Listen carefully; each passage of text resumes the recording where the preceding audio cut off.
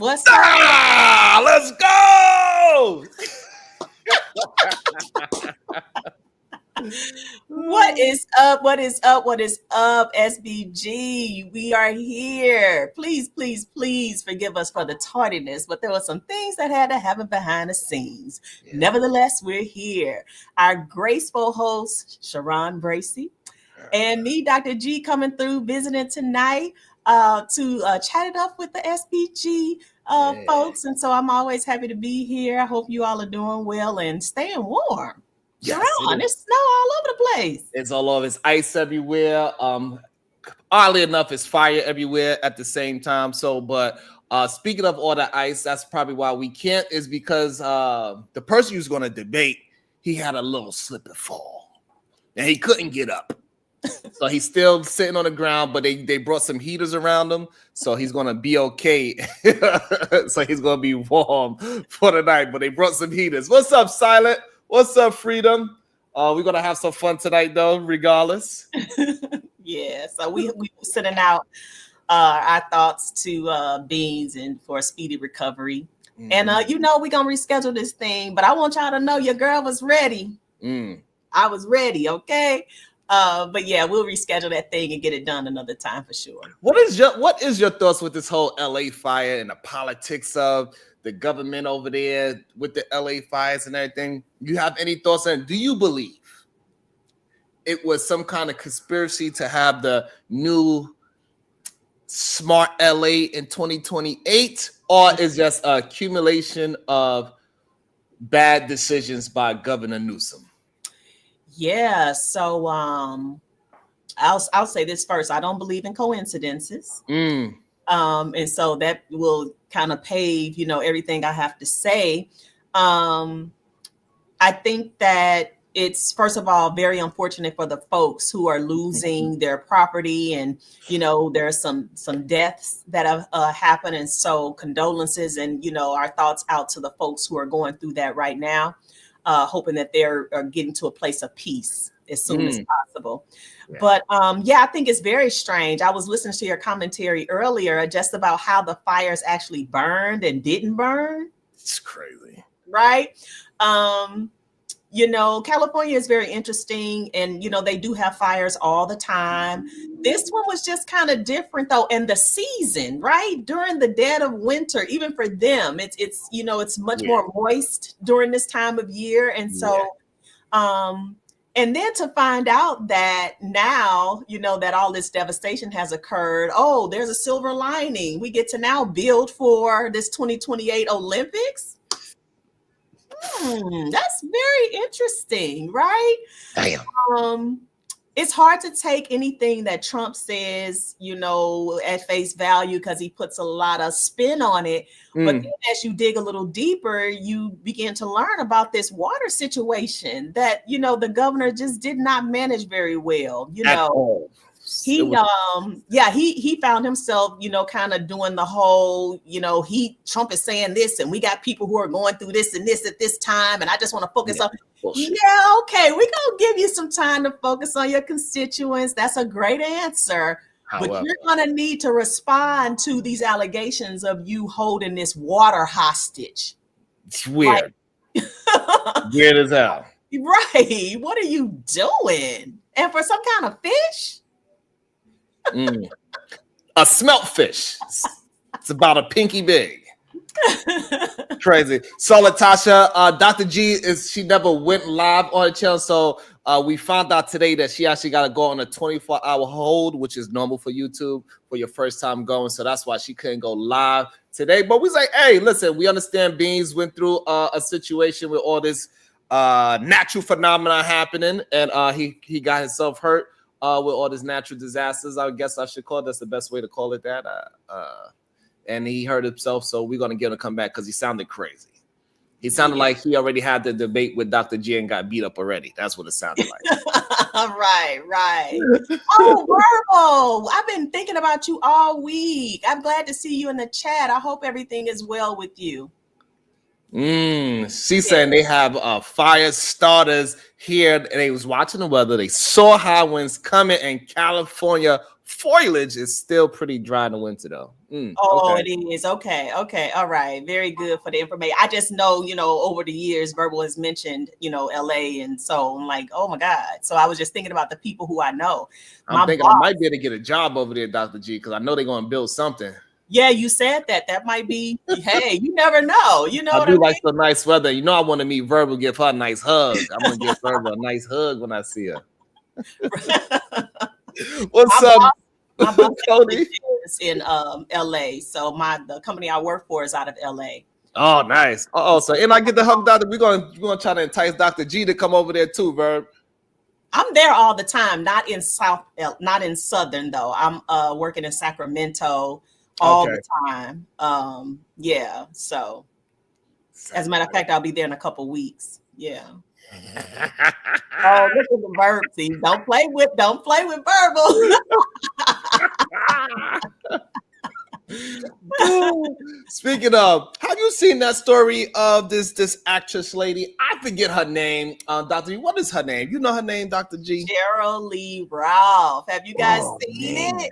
Oh man. Cheryl Lee. I think that is highly interesting and scary at the same time. But I mean, at the same time, you got to do what works for you. So what happened with her? Talk to us. What happened with her? Living apart from my wife, and me and Venus was married, and I had to live apart from her. I don't know how well that would work. Venus, I don't know how well that would work. I don't know. You should but Dr. G, let's let her hear it. I definitely want to hear Dr. G's point of view, because I'm pretty sure she's going to agree with me 100%. That's what's going to happen. Let's see what Miss Cheryl Lee Ralph actually says about being married. I'm very fortunate. The man that I am married to, Senator Vincent Hughes, 7th Senatorial District of Philadelphia, he has his own life. Yikes. I have my own life. Okay. He has his own real career. I have my own real career. Mm-hmm. He has his light to stand in. Mm-hmm. I have my light to stand in. I ain't like how her voice did that. I don't know. So he is not looking at me thinking about status or this or that. He's doing his thing.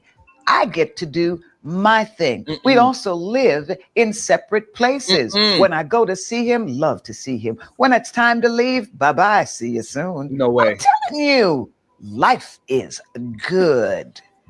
Perfect. I get to be the real good wife. Wow.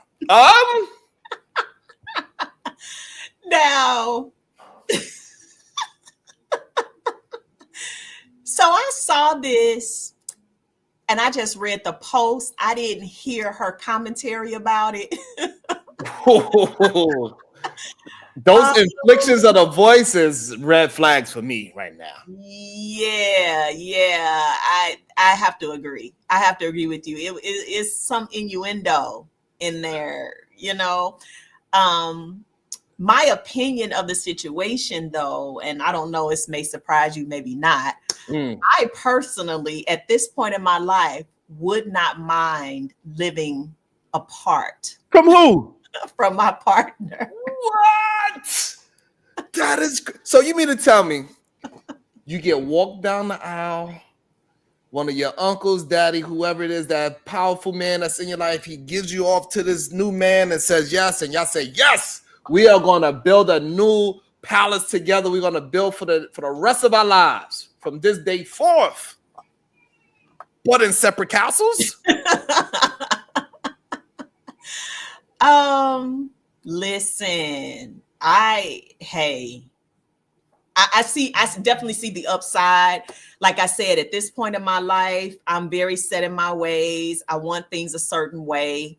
And not that I can't find a partner who isn't amenable to that. Because what I find about men is as long as you keep a tidy place, they don't really care about much else. Do what you're going to do.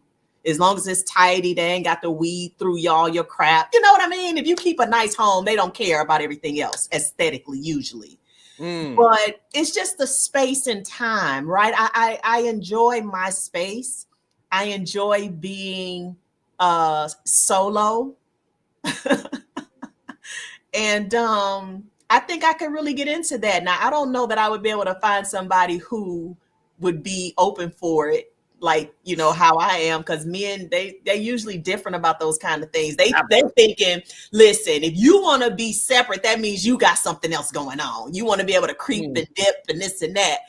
All right, so let's say we get past you and this person, they get past the trust issues. Both parties really respect each other, trust issues. I think for majority of men, besides the trust issues, let's just say we could get past that part. If we could get past the trust issues, I think it is something about having your woman on your side, waking up next to you, that you can hug. She's sleeping under here. You smell her stink breath. She farting. All those things that happens at nighttime is something that we enjoy having next to us, that warm body next to us at nighttime. It give us, I think men sleep better when they have the person next to them.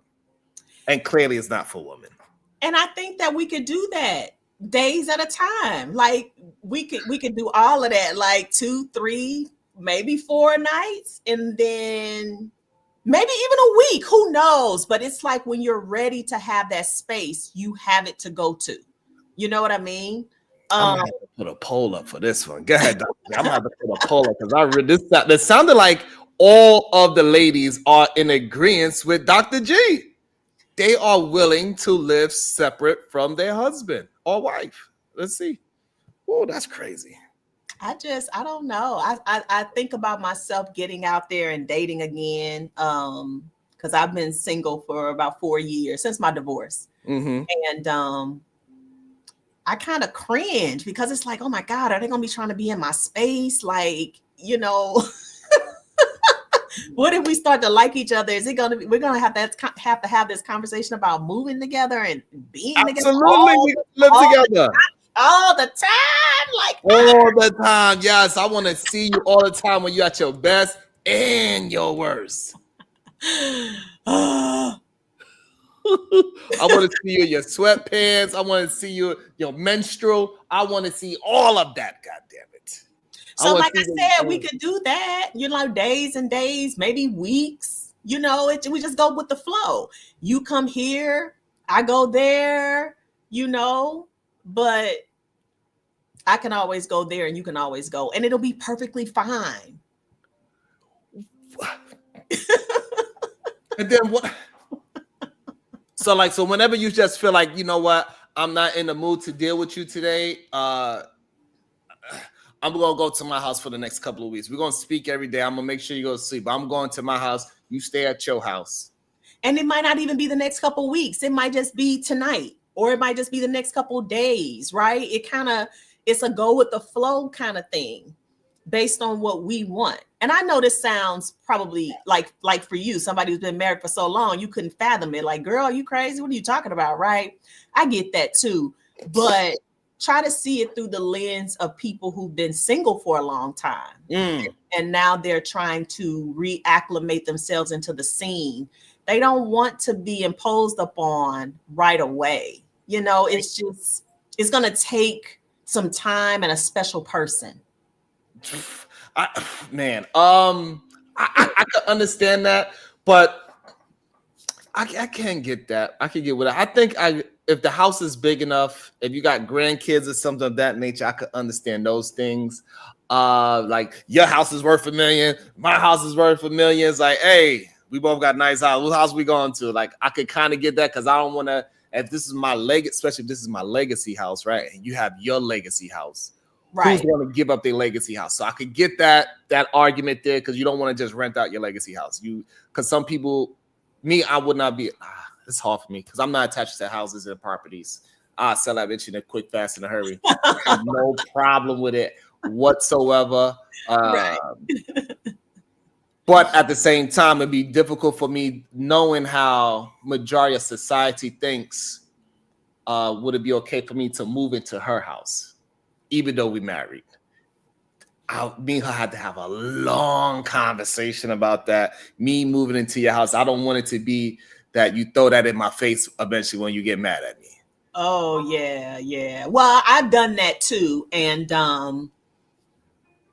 that's not my style. Like, I'm not really trying to break somebody down like that. Even if I'm mad, nigga, you in my house. No, You sure? No, that's not really what I do. I'm surprised that so many people, so many ladies in the chat say yes, they'd rather be married and live separate. I never thought of that concept. But maybe, it's successful for her. We don't know if there's any extracurricular activities going on with other people, and if it is, clearly they're okay with it as long as nothing happens, which is weird. So trust has to be, of course, that whole thing has to be worked out. And if you're having trust issues, this is not even somebody who you would even go down that road with, right? It's not going to be possible. Yeah, that's not right, possible. Right. But it's just two people, perhaps maybe a little older in life, who's had the relationships. Maybe they've been married and divorced, or maybe they just want companionship without everything else. But wouldn't that be considered like, so for me, why would we need to get married at that point then? And well, we love each other and we want to be together. Just we want to be able to have our space too. It's not that we don't love each other. It's and that we don't want to be there for each other. You'll have a key to my place. Nope, I'm all up in my woman's face. Nope, I'm gonna bother you. I'm gonna get on your nerves. I want to be your everything. I want to be the person that aggravates you. I want to be the person that makes you smile. I want to be the person that makes you upset. I want to be the person that you want to cook for, live for. I want to be all those things. I don't want to miss not one beat. I don't want to, No, but I just when I'm into a person too, I really enjoy every aspect of it. The way how they walk, they talk, all the little face microaggressions and different things that they have. I sent you the goddamn email, PH Diva. Tell them I'll drop the link when you got the goddamn you got the link. Let me see. You don't mind, Dr. G, we dropped the link? Absolutely not. Absolutely not. Because I know PH Diva, she's absolutely against it. 100%. She want to live with her man. She want to smell every little fart he does. Every little fart he takes. This should be interesting. I know for a fact, Tiff, she want to smell every little component of her man. Yes, cut his toenails, doing his pedicures. What about that, Dr. G? You doing his manicures and pedicures? If we're together, if that's one of the nights when we decided to be together, sure. But if it's a night when we apart, then no. PH Diva, if we was to get married, are you saying you okay with us living separate? Living separately? No, that's not for me, probably. Yes, I got a lady on my side because I was getting very worried. All the ladies in the chat, PH Diva said, they have no problem with marrying a man and living separate lives. That's crazy to me. I came up because of the debate. Is there not going to be a debate? No. Because what I'm saying is, if y'all are just talking, then I can, drop down and let y'all talk. Oh, no, it's all good. Yeah. No, it's all good. No interruption. But Beans had a situation, so we have to reschedule. Oh, okay. All right. Yeah. Okay. No, we just decided to go ahead and have this conversation. You saw the video with Cheryl Lee Ralph speaking about living 20 years apart from her husband. Yes. And yeah. They were like bi-coastal, right? I think he was in LA or she was in LA. He was in New York or vice versa. Right. Hold on, Diva. I need to find out from my wife right now. Would you be comfortable with us staying married but living in separate houses? Oh Lord! They done got to my wife. They got a PH Diva. Oh Lord! My farts do be a little strange, but damn. Well, can you play the clip again? Yes, I can. That's crazy. Insanity. What? Oh, man. I'm very fortunate. The man that I am married to, Senator Vincent Hughes, 7th Senatorial District of Philadelphia, he has his own life. I have my own life. He has his own real career.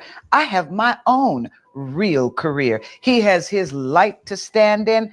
I have my light to stand in. So he is not looking at me thinking about status or this or that. He's doing his thing. I get to do my thing. We also live in separate places. When I go to see him, love to see him. When it's time to leave, bye-bye, see you soon. I'm telling you, life is good. Perfect. I get to be the real good wife.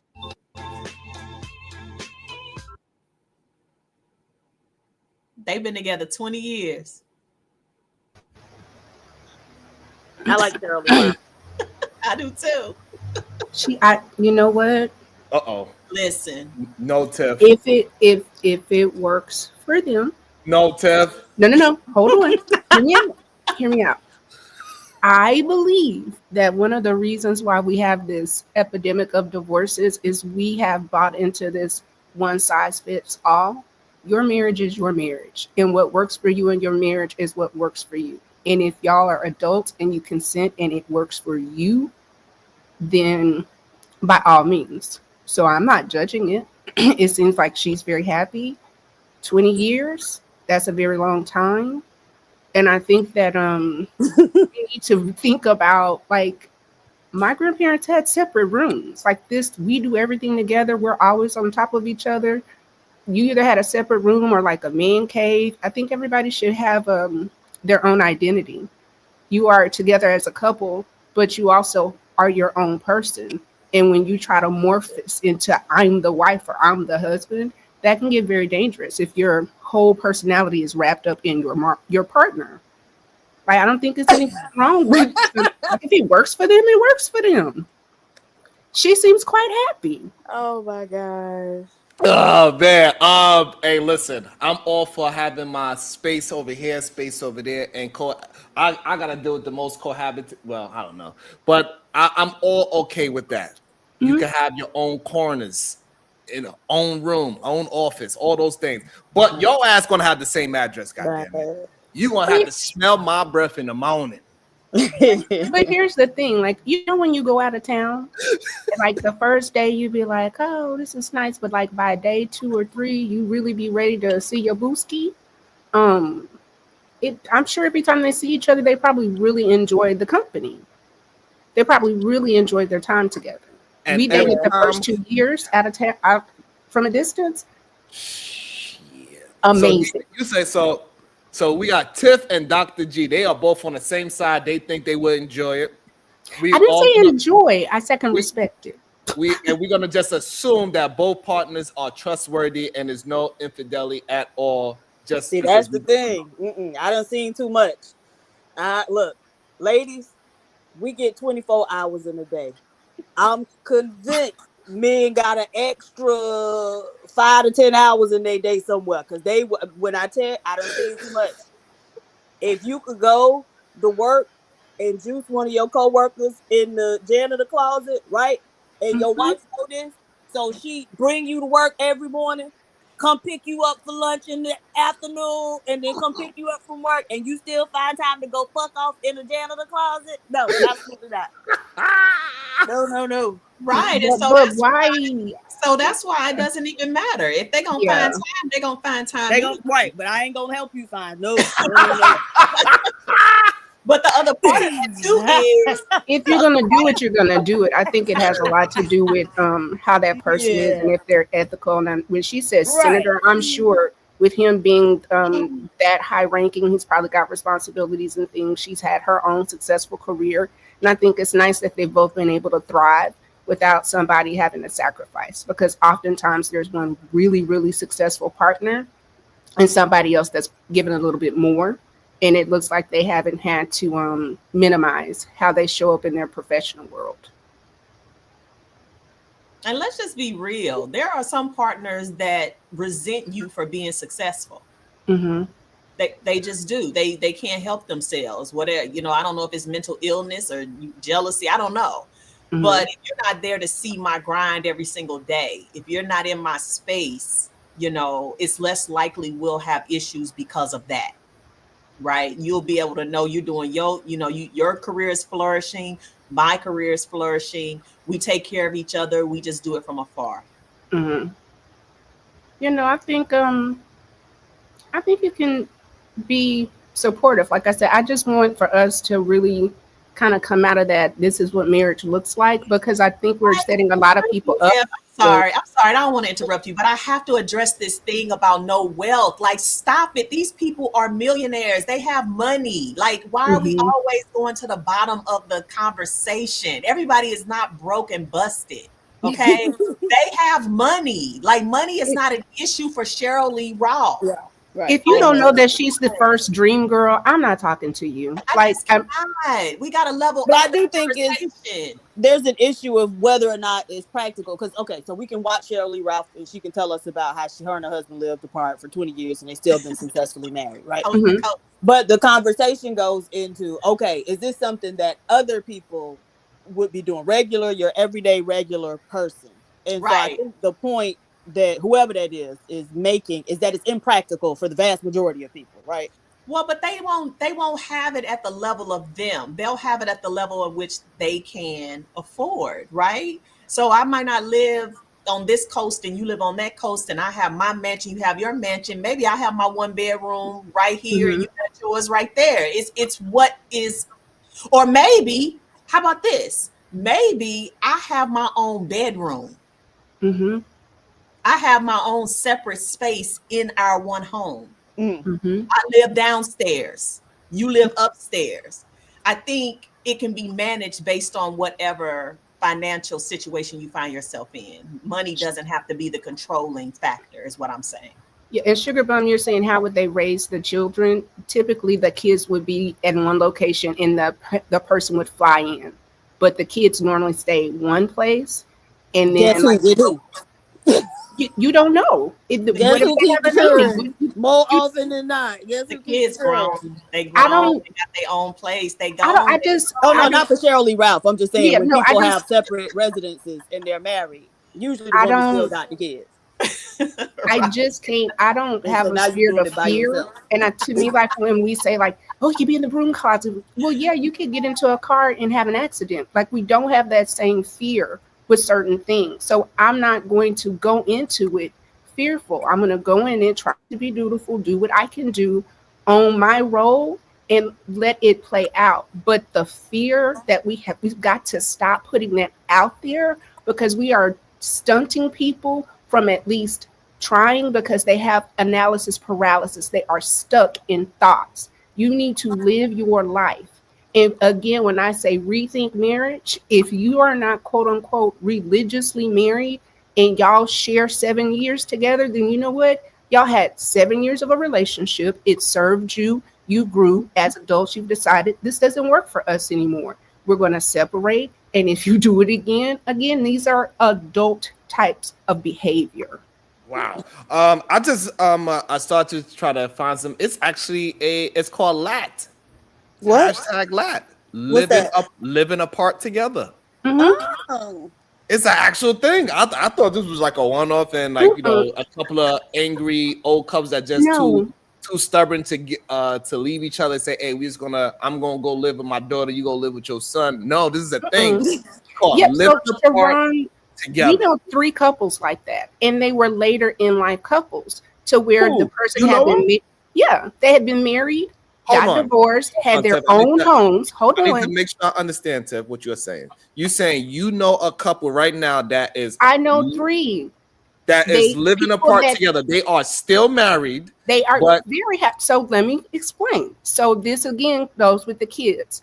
When one lady, she became a widow, another man became divorced. He had 2 girls. She had her home, he had his home. She was not going to sell her house, and his kids needed to be there. They both maintained properties. The girls stayed there. As they got older, he would come over, and they just kind of go off and on, off and on. Yeah. There's another couple that we know that she works in Houston and he works in Dallas. oh hell So no, 3 hours away. it can work for many people. So again, my question is, are you codependent on your person? Absolutely, if that's it mine. if you had to sacrifice, Yeah, I'm not saying it. I'm not saying it's for many people it's not ideal. I think if you have trust issues or you just prefer to be with your person, then yeah, it's not going to work for you. But So, if it works for others and it really serves them, again, if we reimagine what commitment looks like and we have healthy partnerships, I think we would have more people that might be a little bit more partnered. What if you meet online and you really love each other? You want to have a relationship, but right now your lives just cannot intermarry. But no, that's everything not possible. else, you're together. Nope, it's not possible. And me and Dr. How? G, for whatever reason, we was both single. We fell in love. She either moving her ass over here or I'm moving my ass over there. It is that simple. It is a very simple decision for me to say, hey, who is more planted and their career cannot move? And whoever career cannot move, okay, so we're gonna make a decision to go to you because your career is not What if movable. they And have you're trying to do children certain though? things, right? So I would look at it logically and say, who is the bigger foundation where they are raised at, and that would be it for me. For me, it's a very simple decision. It don't even take me long. I don't need to meet your kids neither. You don't need to meet mine. And so I got little ones now, but you know what I'm saying. And we both have grown ass kids. We just gonna do a thing. You my person. That is it. It was once that it did happen that me and my wife, we had to be apart from each other for like 3 months, 2 months, 3 months, because Russia thought she was a spy.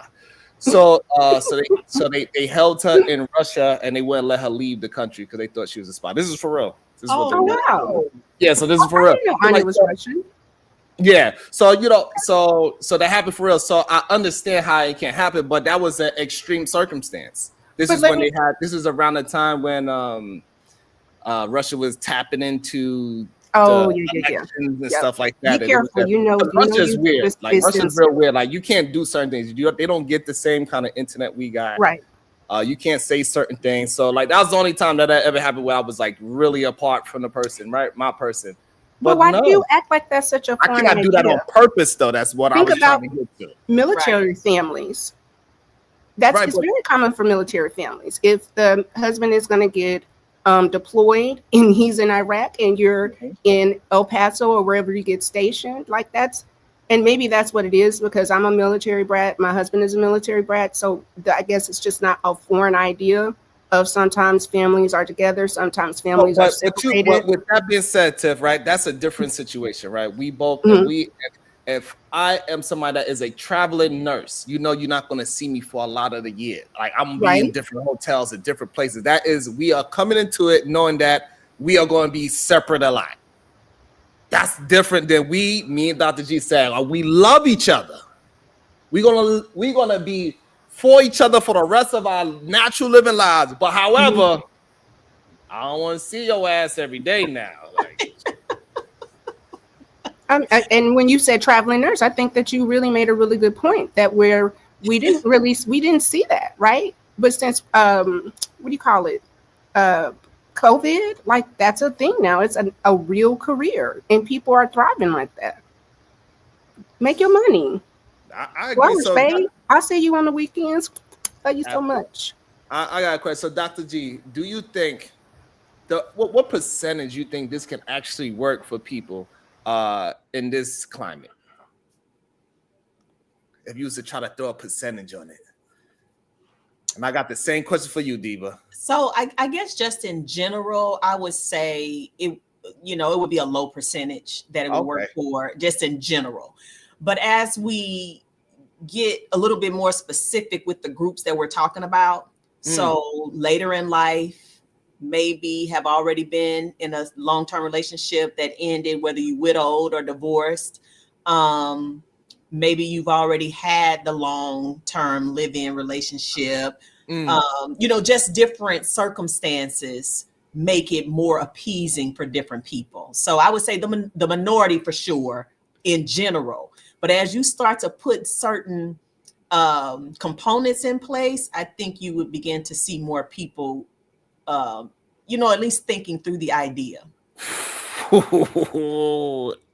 There's no way it can work for me. I know that. Because I question whether a lot of the people who are together even like each other anyway. Damn. What do we have to say about our divorce rate? I mean, I don't know the what is it? Irreconcilable differences doesn't tell us a lot, right? True. But typically when you like somebody and you really love them and you enjoy their company, you might fight more to be in their company and not apart from them, right? So could some of those differences have been solved if we had just had more space? No. No, absolutely. Your ass, you better go and be an astronaut instead of a doctor. Absolutely not. You want more space. Diva. Yes, sir. Diva, what percentage of the U.S. population you think this can actually work for? And I know it's a crazy question to guess, but what would be your idea? I mean, I guess I agree with Dr. G. It's certainly the minority of people would be able to make this functional for them. I just think folks wouldn't be able to trust each other. It would always be the side. Yeah. What you want to do that? What? Why? Well, why you want to do that? Even if they had a key, they got the alarm code, they can come and go as they want. It's still going to kind of be some side eye kind of situation. Don't let you say, oh, babe, I'm gonna go home for the next couple of days, and then I got there FaceTime and you all makeup up and all that. Absolutely not. I'm watching over there, quick, fast, in a hurry.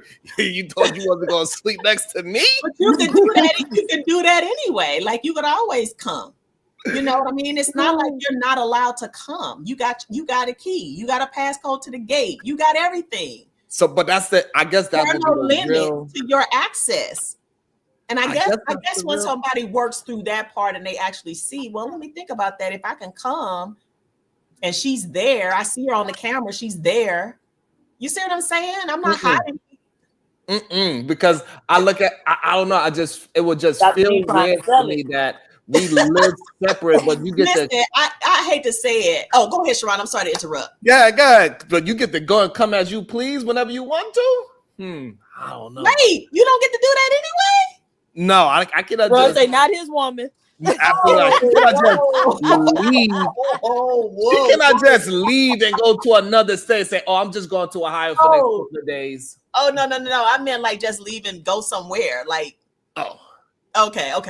We want to know that too.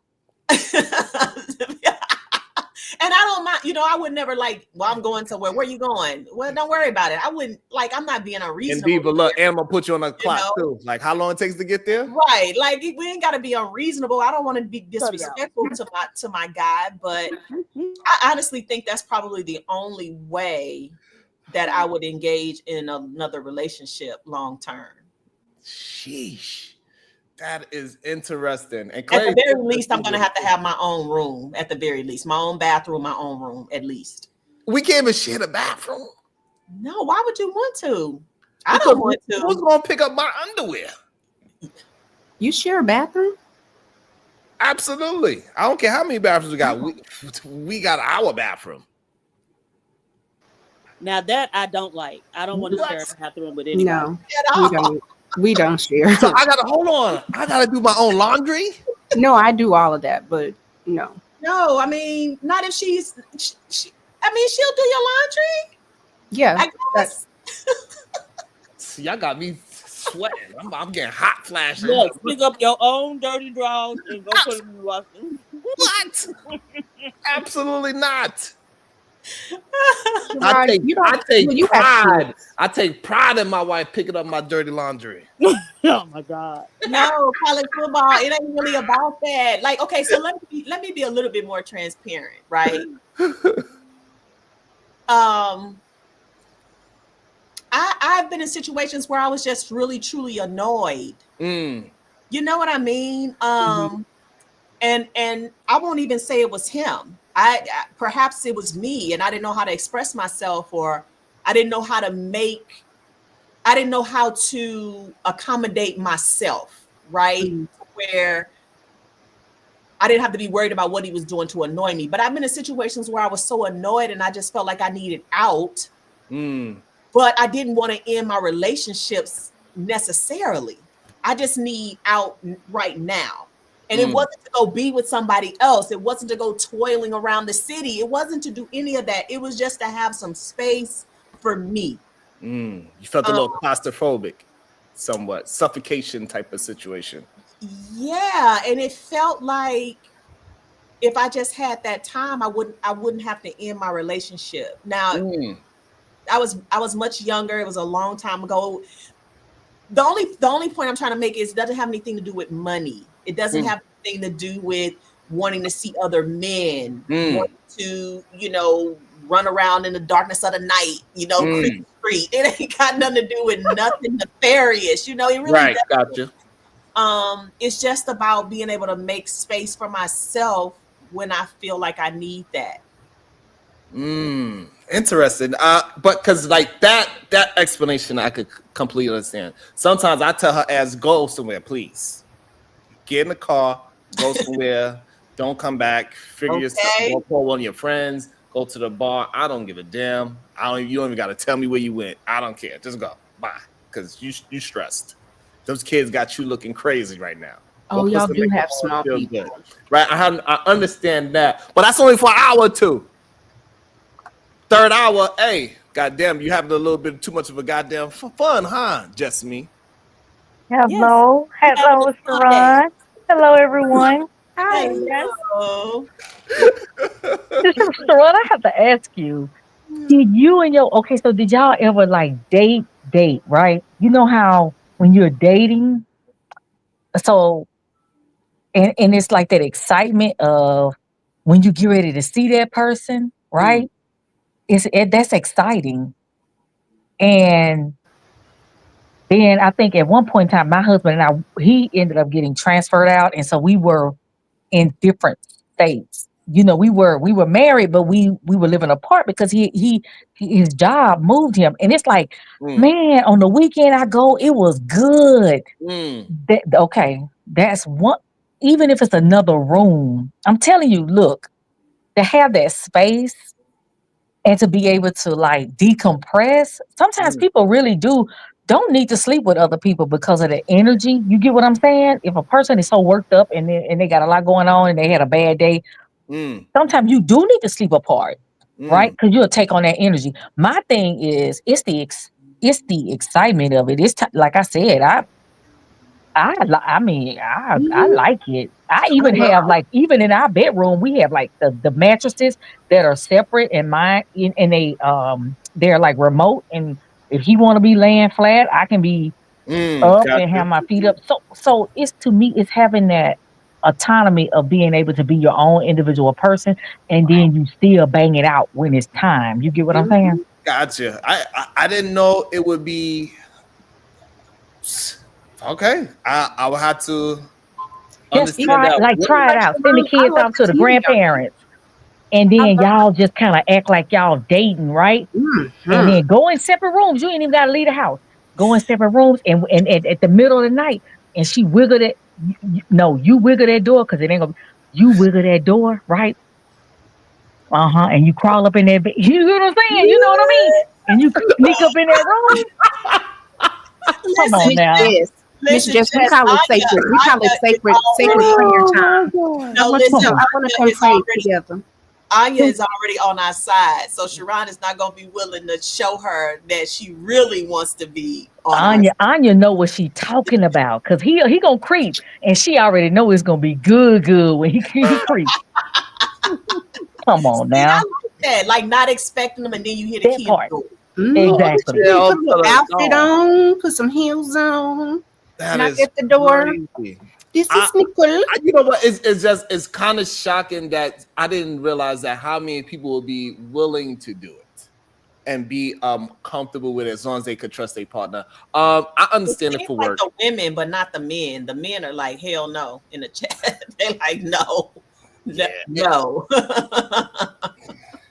Yeah. No, you did not miss the debate. Podcast had a little slip and fall accident. So oh no. Yeah, so that's why he couldn't do it today. I spoke to him. He's okay. He just he need to get his appendages back together. Child, he over 40. That fall will hurt you real bad. He gonna be aching for a couple weeks. He found out. He was he up around and found out for sure. Yeah. So yeah, I don't know. I'm surprised Peach Diva was with me on this one. She the only young lady that's saying like, hey. Ain't no way. Diva, the only one that said, ain't no way my man got to live up with me. I'm going to smell all of it.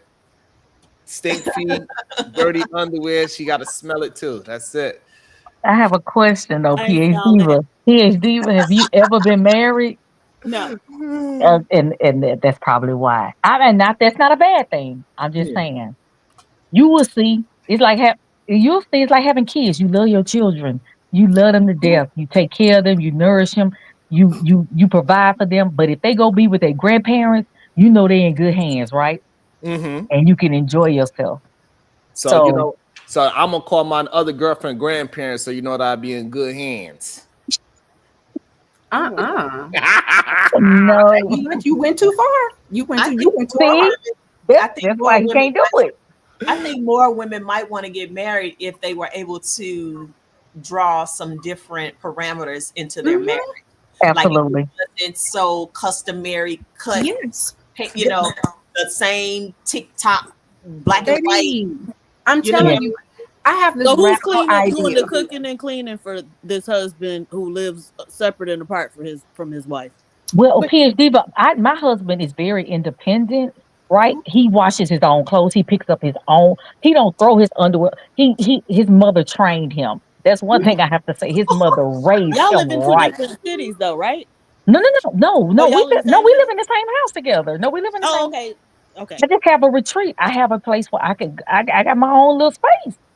But Okay, but y'all still live together. So yeah, we you live. Yeah, doing we it. live But I'm together. saying, like, if we live separate and apart, then who is doing that for that person? For No, the my other husband does it. He would do No, it. I'm not talking about your husband. I'm speaking generally. For a regular man. Yeah, right. For when Wouldn't they they do do it for actually live themselves? separately, because that's why I'm asking, because the scenario, the woman who was in that type of marriage, and her and her husband like lived in the same complex, so they were close together. Okay. But the way she described it, she was still going to his house, his apartment, cooking and cleaning. Absolutely not.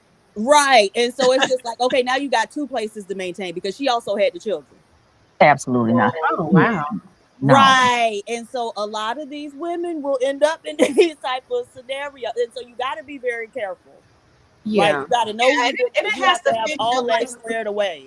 But you Yeah, have to it have those has to fit your conversations ahead lifestyle. of time. Yeah, for sure. What was the purpose, PhD? But like, why if they were in an apartment, like, were they in New York and it was rent controlled? Like, what was the reasoning?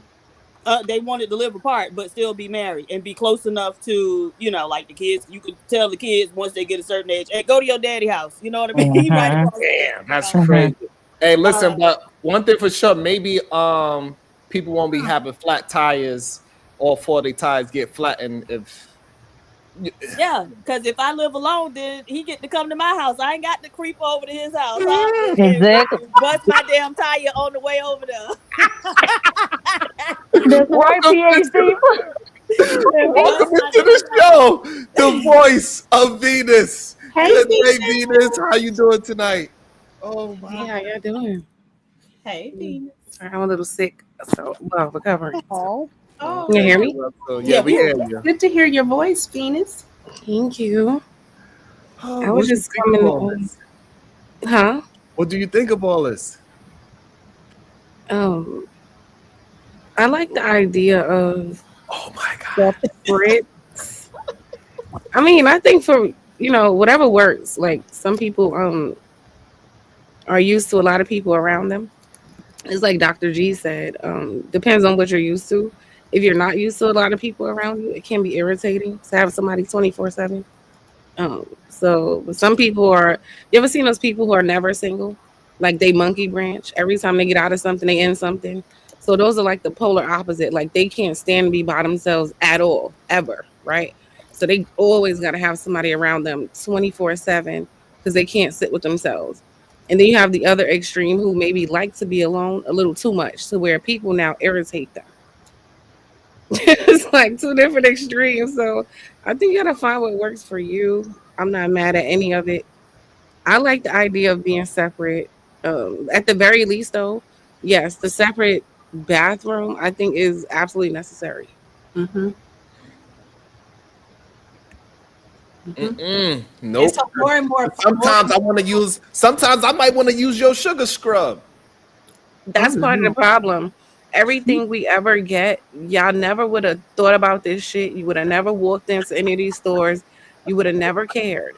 But the minute I get this fucking $50 body butter, here your ashy ass want to come digging in my shit. That's Use why that you get $10 you. shit that you've been using your whole life from Target and leave my body butter alone. That's exactly But what y'all do. Y'all want to use but everything.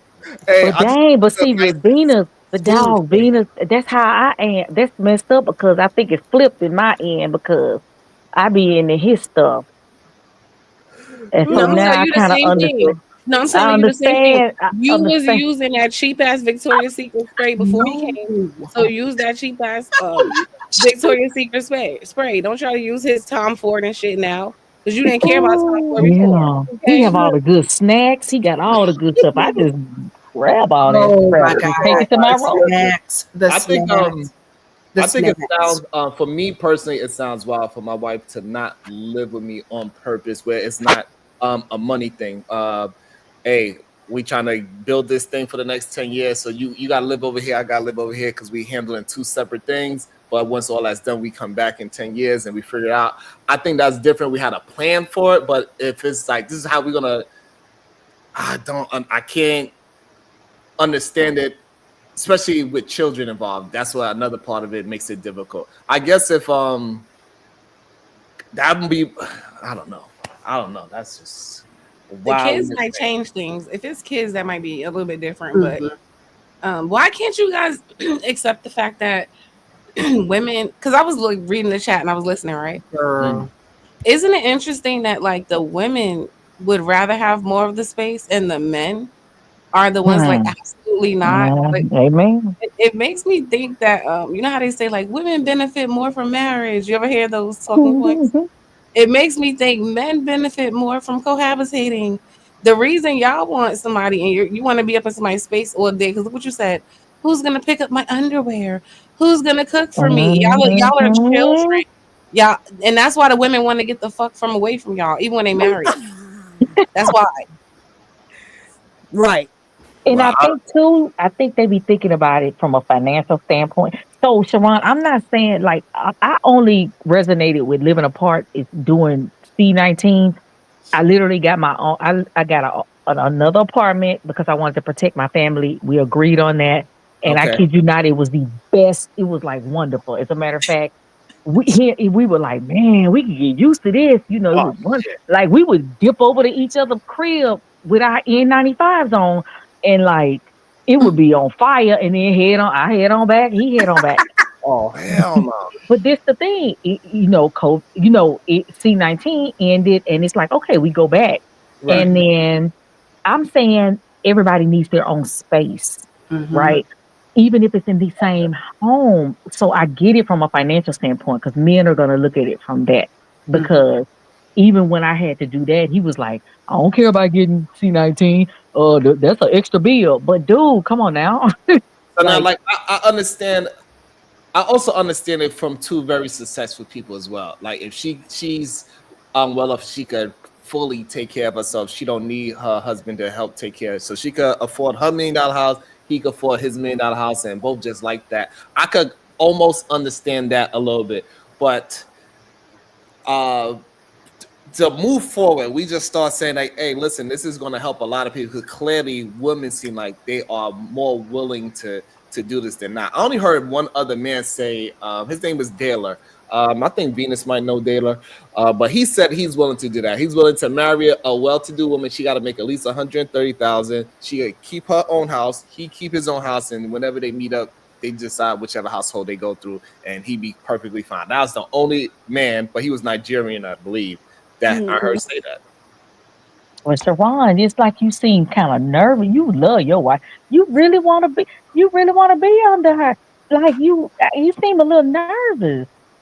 And Nervous? No, because right now oh, at this moment I gotta share her with the little one. So she you is want like your woman with she you. has mother anxiety. If she just goes to the back, Oh, where's mommy? Where's she at? Is she alive? Did she die? I'm like, damn. What's wrong with you, little kid? She's, you know what I'm saying? Like she Oh. got some kind of like, but So I really get to enjoy. I don't get to enjoy my wife that much at this point because the little one, she's just fully attached to her. Like It no matter sounds what like we do. your wife is your safe space. Is she your fortress of solitude? No, for me, the cigar shop is my safe space. I go smoke my cigar. I sit there, don't talk to nobody, possibly read a book, and I'll be just chilling for like a good 2 hours, minding my business. People trying to tell me, hey, how you doing? That's a wind down. I'm saying, like, do you feel You know what I'm saying? most Like, at home? Like when my favorite part of the day is like when we, put our program on and he'll like lay on my lap, like just our connection time. I do enjoy that a lot. So it sounds like the roommate style apartment or home is the way to go because folks can't really grasp the distance, right? The total distance, but it seems like folks will be okay if we're in the same space but separate space. like right now I'm in our common area. He's in his office. When he comes out of the office, I'm gonna sign off of this stuff so quick, and it's us time. But it works. Yeah, I could. I feel like I could understand it at my age now. Like if both of the young kids, once they are out the house, I could understand we keep it still at least a 2 to 3 bedroom, so we can both have our own separate space in a place that we sleep. Like I could get that. She want to paint or whatever. I won't be on the internet cursing somebody out. But we could both be artsy fartsy with human beings, and then when we go to bed, but we sleeping in the same place. She ain't going to. Nope, absolutely not. Shiron is so serious about this. He is serious. Absolutely not. You got to be all up under here. I need that all up in here. Child, if I'm watching a good ear all show, up in my face. I don't care. Like however we sleep, how annoying it is, it don't matter. I want that annoyance. even if the TV is on, because like I want to have the TV on, turn like that light. My bedroom. Oh my God, Shiron! Bedroom, absolutely not. So Shiron, what if she's listening to YouTube and you're watching like another, like you're doing YouTube and she's doing something else? Is that a problem? No, she could do that in her room, but I'm talking about in my bedroom. Is either sleeping or practice, or it's going down. Yeah, those are the only two things that's happening in the bedroom. Ain't no watching TV in the canoe. No. Oh Lord. We're not even pillow talking because I'm either going to sleep or I'm. Okay. We get it. Yeah. Oh, it's no visuals. Please. Like, if we're gonna pillow talk, we're gonna pillow talk on that goddamn couch. We can talk about whatever you want to talk about while we acting like we watching whatever TV show is on. Because most of the time, even when we try to watch TV, really the TV just be on for noise. And y'all talking. Yeah, it really just be on for noise. Well, y'all be talking. Y'all been married, Shiron? Huh? How long have y'all been married? We've been married 14 years together for almost 2 decades. Oh, okay. Y'all still talking stuff. Okay. To be honest, I don't think I could be with a human being, especially my significant other, where I cannot talk. I am somebody that is absolutely entertained by somebody's mind. I have to be able to talk. Or the person I'm talking. Sometimes I like quiet, my autonomy, right? And my husband is the same way. And we could be in the same room and we could be physically like with each other, but I mean our mind and we ain't gotta talk. I just saw that. You see, I like being we're very independent of each other. I ain't gonna lie. So now that y'all saying it, right, I'm hearing what the ladies' sentiment is, because majority of the ladies saying, "Hey, I don't mind being a little separate. You could trust me. I ain't going. Woman, he want me. That's the answer. That woman ain't going nowhere. We majoring in minors. He don't want another woman. He wants me, but he wants his space. Yeah, right. That's it. Yeah, that's right. Yep. I don't, that's interesting. Like they say, like this is a very interesting point. I believe I am controlling, but I don't see nothing wrong with it. I'm seeing that now. Where's Brownsville? Where's never seen this side of Shiron. So now, what do women like? Let's take it off our personal mans, right? So, but what about a controlling man in a good way, a way that you enjoy? You like the thing, you like him walking on certain sides of the street. You like him taking a control of this thing and that thing. You want to be in control in the bedroom. Why he can't be controlling in life as well? Mm-hmm. I think that's I'm gonna say for some people that's romantic. They like that. Some people like that, and that's why I say you get to know the person you're dating, and you get to know the person you're with. You know their love language. You know whatever. For Okay. me, that would be a little bit too much. I'm not the average like chick, right? There would be a lot, and even for my husband, there would be a lot. We're not. We come we just come together when it's time to come together and get it in and do what we got to do. But all of that, but that is for some people though, Shiron. And if you're that person, evidently it has worked for you and your wife because y'all been together for many years. You get what I'm saying? And I feel like she probably would tell you if she didn't care for that, and you would know. But everybody that's not what they want. Everybody don't want that. No. Absolutely not. That's very true. I have no shame in my game. Like, I tell people all the time, I don't want my wife laughing at other jokes. Like, no, you can't be laughing at his jokes so hard. You better not. You better not. Brownsville. You better giggle. That's it. You get. Anya got you spoiled. But isn't that how we're supposed to be? Yes, absolutely. Yes. Yeah. Yes, absolutely. If that works for you guys, that's how it should be. But at the same time, if I was with a woman that was 100% quiet all the time, like we didn't speak, I'd be fine with that too. I can be. You said what? It's just we want to be quiet at different times. Like early in the morning. Man, I'm talking about like 4 in the morning, full blown. Oh my goodness. That's right. Yeah, I'll be sitting there with my tea. Yeah. And then she like, what? So what we going? What? And then like after she go on her and like she don't even breathe. She talked for like an hour straight. She didn't even breathe not one time. And then she said, "So what you gonna talk about?" I have no idea. Like I was listening to you, so.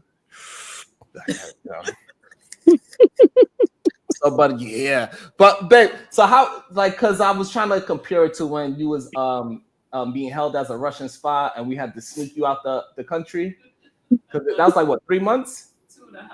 Yeah, 2.5 months she was gone, and I had to hop on an airplane. And I had to air glide into Russia, right? So they had to fly me over Alaska. Then I jumped out with a wingsuit. I was like, and the wind was flapping in the air, and then I was dodging. They were shooting like these big cannons, like poof, poof, and I was like, I was dodging them, and then I finally landed in Russia, and then I hopped on these snowmobiles, and I picked up, and it was her and my daughter. We was just riding through the mountains. And I saved her from Russia because they was trying to turn her back into a EKG. But luckily she has a...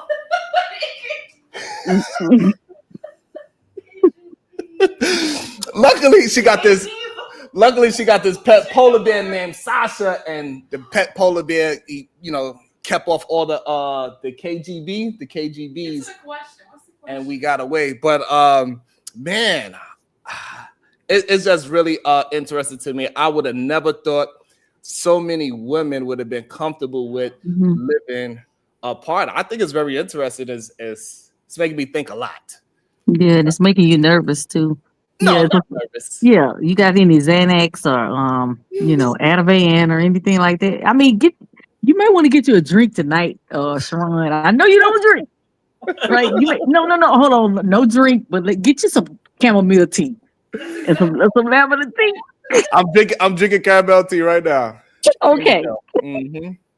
Okay, just what the nurse ordered and just process it. This is the conversation, and your woman is there. She loves you. She's gonna be there. You know what I mean? So it's good. This is the conversation. I think it definitely can work for some people. And I think it definitely can work for older couples that do not have young children. The children's out the house and we both stuck in our ways. We want our houses clean a certain type of way because my house would stay completely clean and her house would be completely clean if we didn't have these damn children. That's for sure. Because we both neat freaks, but it's impossible to do it with these artsy-fartsy kids that always want to throw paint on the floor, walls, everywhere. It's like every time we clean up in 2 hours, is right back to looking like we never did anything.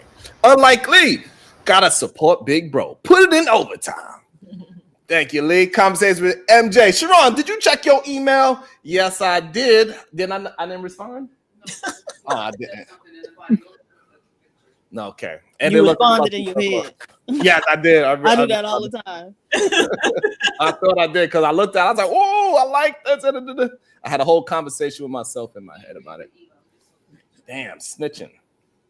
What? You didn't have that was when you were starting. Oh, okay. So Diva says she ain't with it. Voice of so we got what? Dr. G's with it.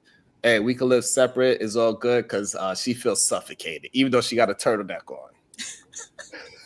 She can always unzip that turtleneck, and that is the flexibility of having your own space. She can unzip that turtleneck. Absolutely, exactly. That's me is saying like it's gonna it's snowing in Georgia of all things. So listen.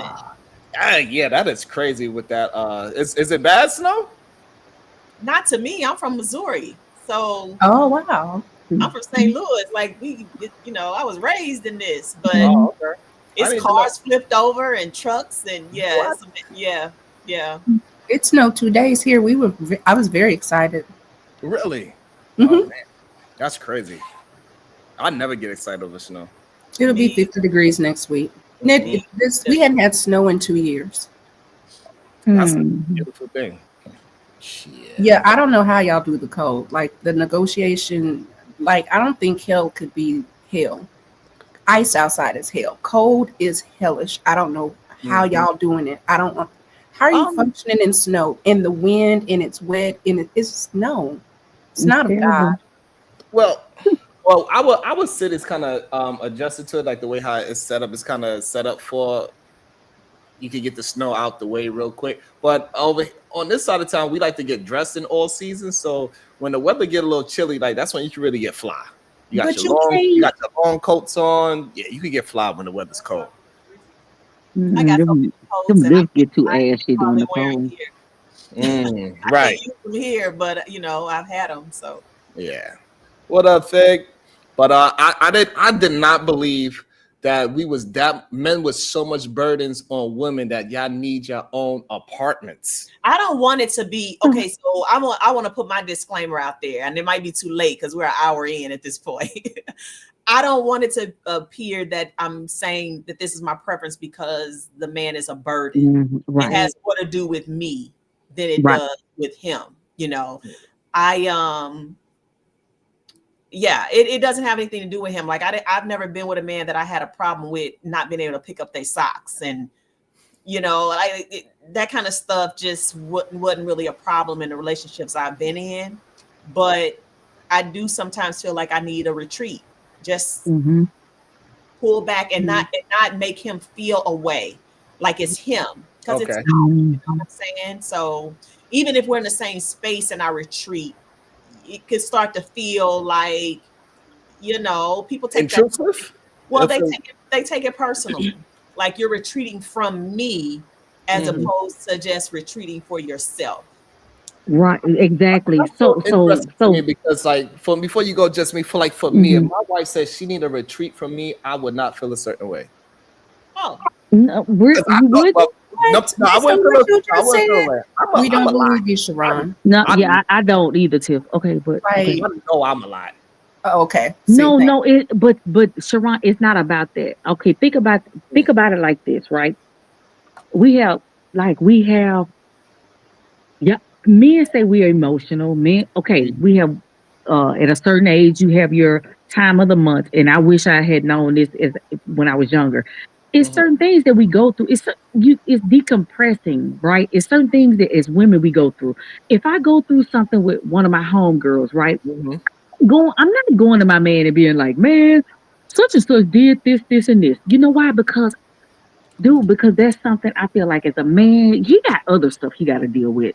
That's something I'm going to be talking to my girls about. That's something I'm going to be venting about, and I'm going to process that on my own. And I want my space to do that.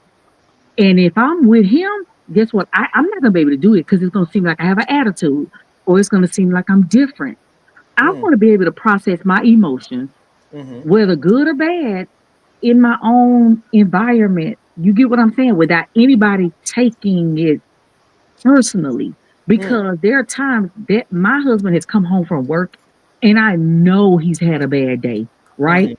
When I was younger, it's like, man, why you got an attitude? What you been doing? Like, what you been doing, right? And this dude, I can look at his paycheck and tell he worked all day. You get what I'm saying? But it's the attitude behind it is him not wanting to bring that to me. And so I feel like if a person has a space to just decompress and have their own space, that they can work through that. And then when they come to you, if they want to talk to you about that and confide in you, they've been able to process it. They've been able to come at you. They've been able to come to you in a way where you're not going to take it personally. They're not laying there next to you all stiff. People pick up on your energy, right? I can expel that energy in my own space. My husband is not around, right? And I can work through that and he not take it personally. Okay, I had a bad day at work. This helper done got on my nerves. I don't want to go to my husband because you know what he gonna be like, man, I gotta deal with this. I gotta deal with it. You know, you should be able to do. And then guess what that's gonna do? That's gonna trigger me. It might trigger me, right? So I can process it. I can talk to my homegirl. I can be messy on the phone. I can do whatever I want to do on the phone and get it out. And then guess what? Then I take a more positive energy to him and him to me.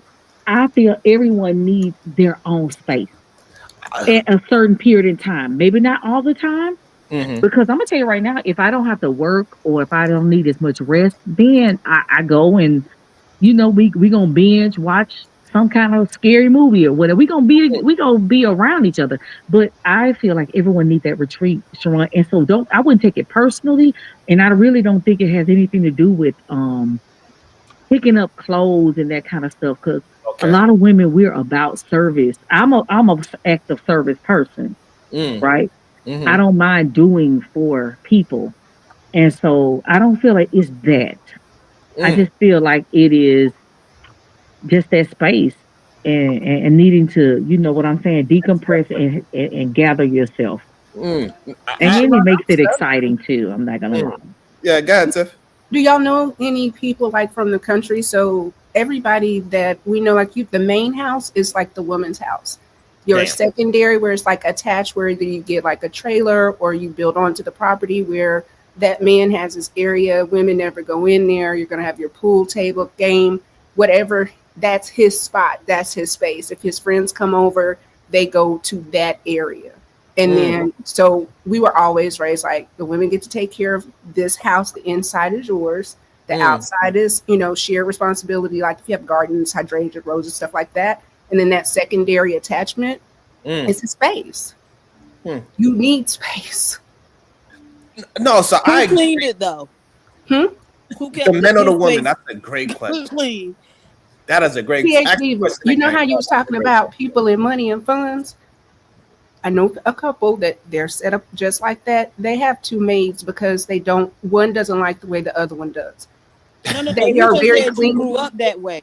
And that's how your grandmother said. Okay, so that's what I'm saying. In that scenario, who was cleaning granddaddy trailer? You know what? He did. I don't think I've ever seen my grandmother go and even it started off as like a trailer and then it got bricked up. But like every person that I know in East Texas, they all have their own areas, and most of the men they keep it clean. Like, why do you care what's going on in there? If it's dirty, it's his dirt. Like, it's not being presented to anybody. It's not a common area. Yeah, and PhD for going farther east. See, if I'm farther east to Louisiana, my dad, he could clean better than any woman. So I came in contact with men that can clean, right? They are very clean people. And can cook. My dad could cook Southern gumbo. He could cook, right? Many times he was in the kitchen cooking. I grew up. And so there are a lot of self-sufficient men. I don't know these folks on YouTube. There are a lot of men that are capable of being self-sufficient, and they're with their women because they want to be with their women and not because their women are doing things for them. Right, but that's not what the women are reporting, right? So when we look at a lot of these studies, the women are saying, hey, we doing a lot more of the housework than the men are. But maybe the solution is to have separate spaces within Mhm. that Mhm. shared domicile, because apparently the men take more initiative to clean their own rooms up or whatever they man caves up. When in the absence of that, apparently they not taking the initiative to help clean the rest of the house. I believe that PhD because you know what is with kids. Like my son can cook. My son can cook. He's been raised, trained to cook. He could cook better than some women. But you know what? If I go in there and I cook a meal, guess what? He gonna let me. He's not gonna say, "Oh no, mom, don't do that." Let me cook. No. So I feel like a lot of times they can do it, and we just do it. A lot of women just do it, right? That's not what the women are saying, right? And so now we getting into where we finna Let them live on make their up a own and let whole that play. other reality in order to ignore the Yeah, fact that even though most women work outside the home when they marry, they still do the vast majority of the child care and the home the second taken shift. care of. Yeah, Right? yeah, They they call do. it a Yes, we second Yeah, do. shift. it's the So And second that's let's shift why not you. try to period. That's why. come up That's with why we something to be. where That's they why. just Sometimes decide they that's want to why it's good. overburden themselves on their own. That's And good. marry And then single sometimes mothers. that's why it's good to have them do the things on their own. I think it's also a season for that. Like when you're talking about having younger kids, if they're active, when you got to do football practice, they're doing piano, if there's some type of art, go to church, Boy Scouts, PTA, all that stuff, you're super busy really from what primary to about I'd say secondary. But by the time they get into high school and they can drive and do certain things, like you show up on game night or when they're having practices, but when they're really young, they need a lot. And I think if you are with a person that they don't believe that they need to be heavily involved in parenting, a lot of times the responsibility tends to fall on the woman. And also, before y'all go, Beans Little Podcast, I Hey, why are fought you the doing my ice. job? Oh, because I figured it's overtime, because we're talking about No, putting in, okay, we right. talking about the second shift. Beans Little Podcast. I fought the ice and the ice won. Shaking my head. Hashtag y'all don't tell it. He said, "Oh, a key. Fight back. Did you fight it back? Did you? Who did it? Did that ice make you She hurt? said, did you pinch Oh, it? kiss that boo boo. Did you at least pinch the bitch?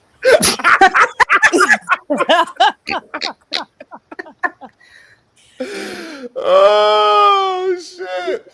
But yeah, I think the second shift thing is a interesting thing as well, especially people that it has to be a 50-50 type of situation. So I definitely understand the separate rooms. I think I'm all for it. I think my wife is all for the second room as separate rooms and your own separate spaces that you can have.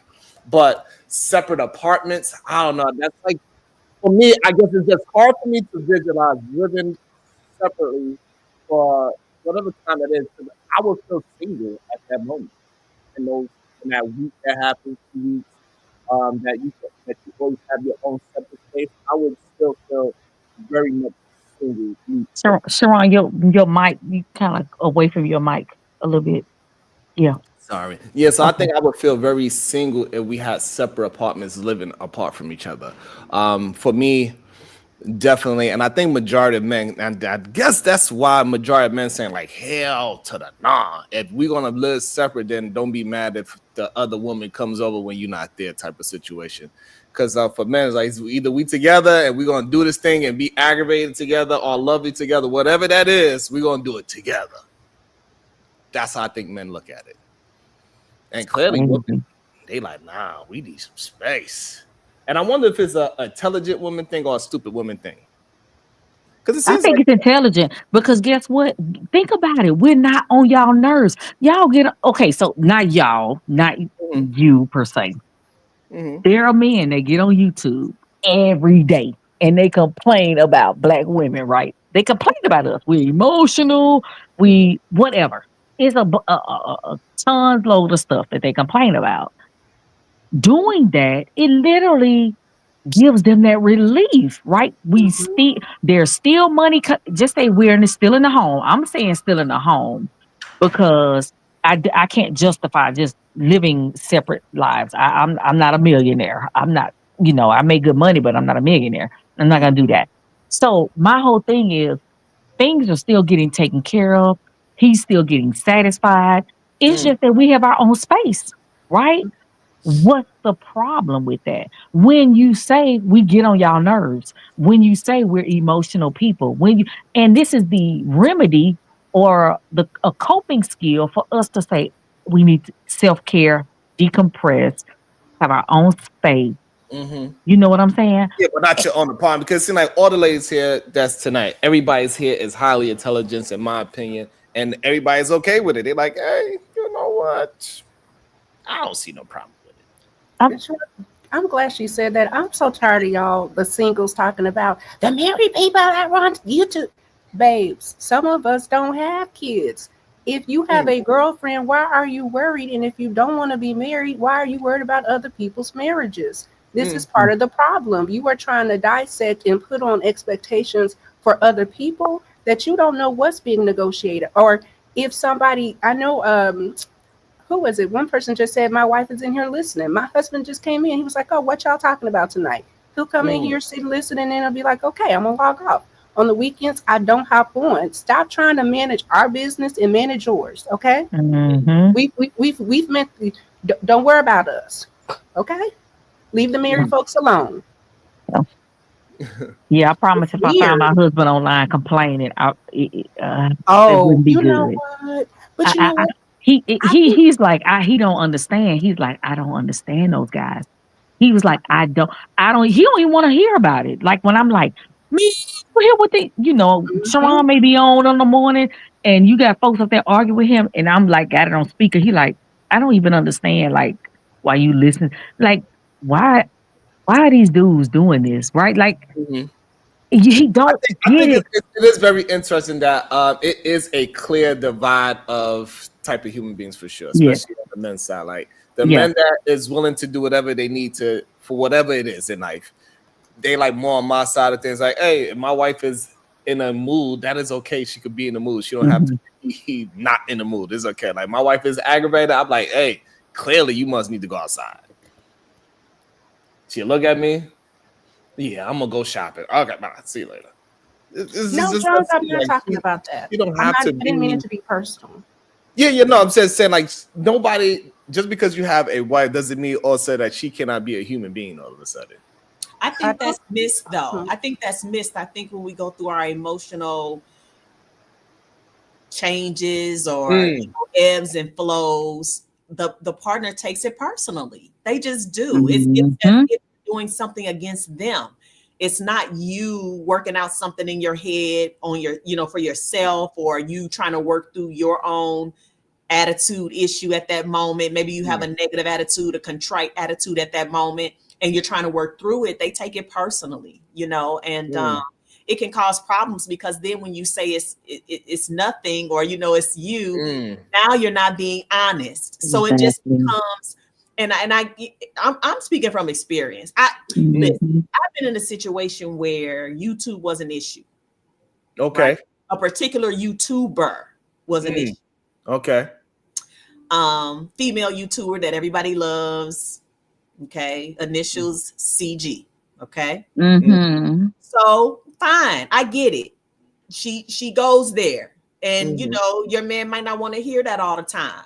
Perfectly fine. No worries. Until I walked in the room and caught him secretly listening to her. Well, he was just trying to make sure you wasn't there in the chat. He was in there like, that's right, girl, that ain't shit. Nigga, like what? We could have been Kiki.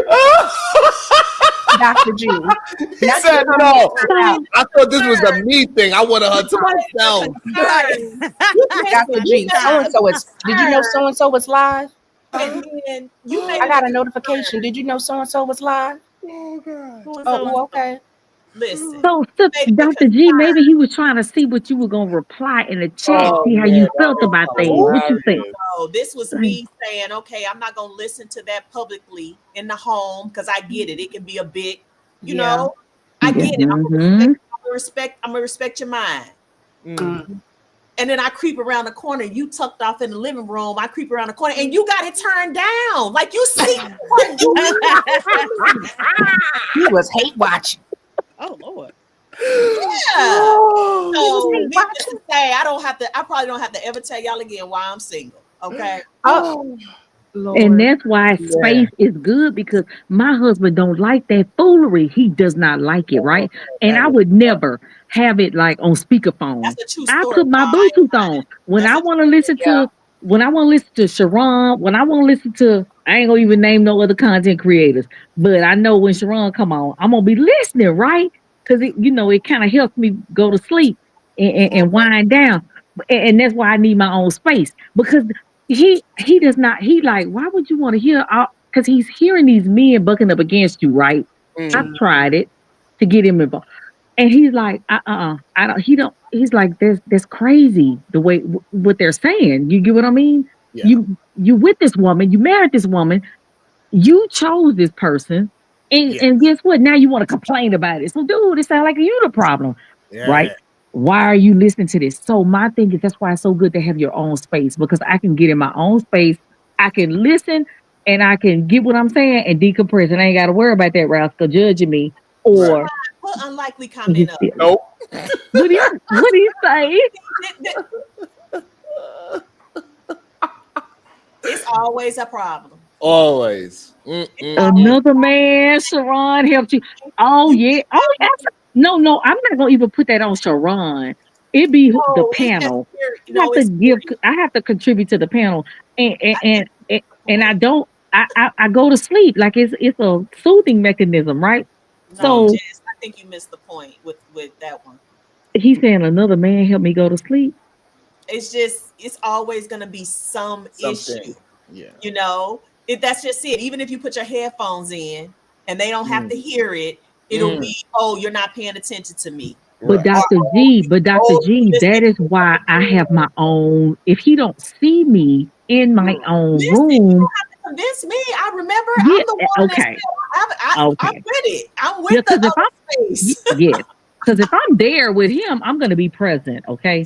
Right. And so like the thing that Dr. G is saying, like, it doesn't matter if it's me, if it's Law and Order, if it's Mickey Mouse Clubhouse, it doesn't matter. It's something else other than him that you need to so-called decompress from, is the sentiment that clearly a lot of women do feel, that that frustration about, hey, let me breathe a little bit. Like, you don't gotta find out if I'm okay. I am an autonomous being. I can work through my own shit by myself. I don't need you to fix me. I think that's something that we always have a conversation. Like, I don't try to fix my wife.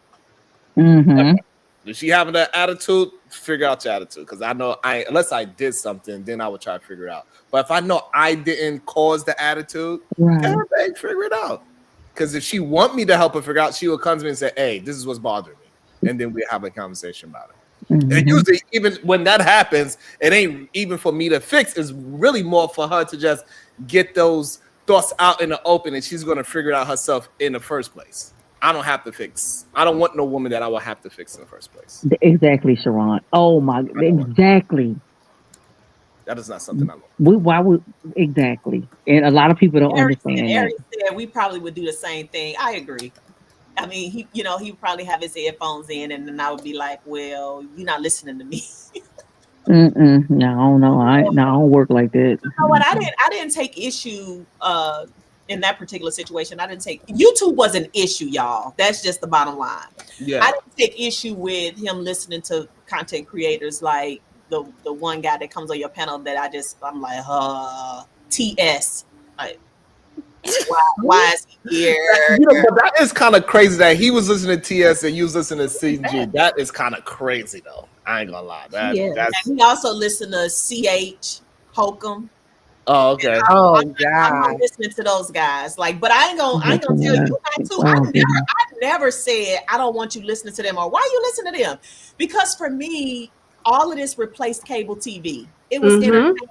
That's how I saw it. You know what I mean? And I never really took it anywhere else until we started having these conversations in my home. And I'm like, wait a minute, it's something else to you. Because like I said, I don't even turn the TV on. This is TV for me. but it was something else. So, being evenly yoked and having an understanding, of course, is going to have to be another thing that you have worked out. Yeah. Mm-hmm.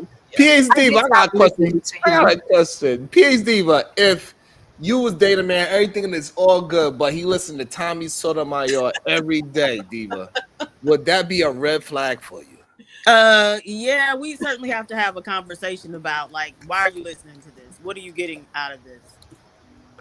Really? PhD, but that dude's so full of crap. I just posted a video where I went up against Tommy Sotomayor on my. Dude, he's so full of crud. You know it's a gimmick. It gotta be a gimmick. I'm sorry. I ain't trying to cause no smoke over here on your channel. It's okay. It's Friday, so we all for the smoke anyway. Live your PhD, a man like that.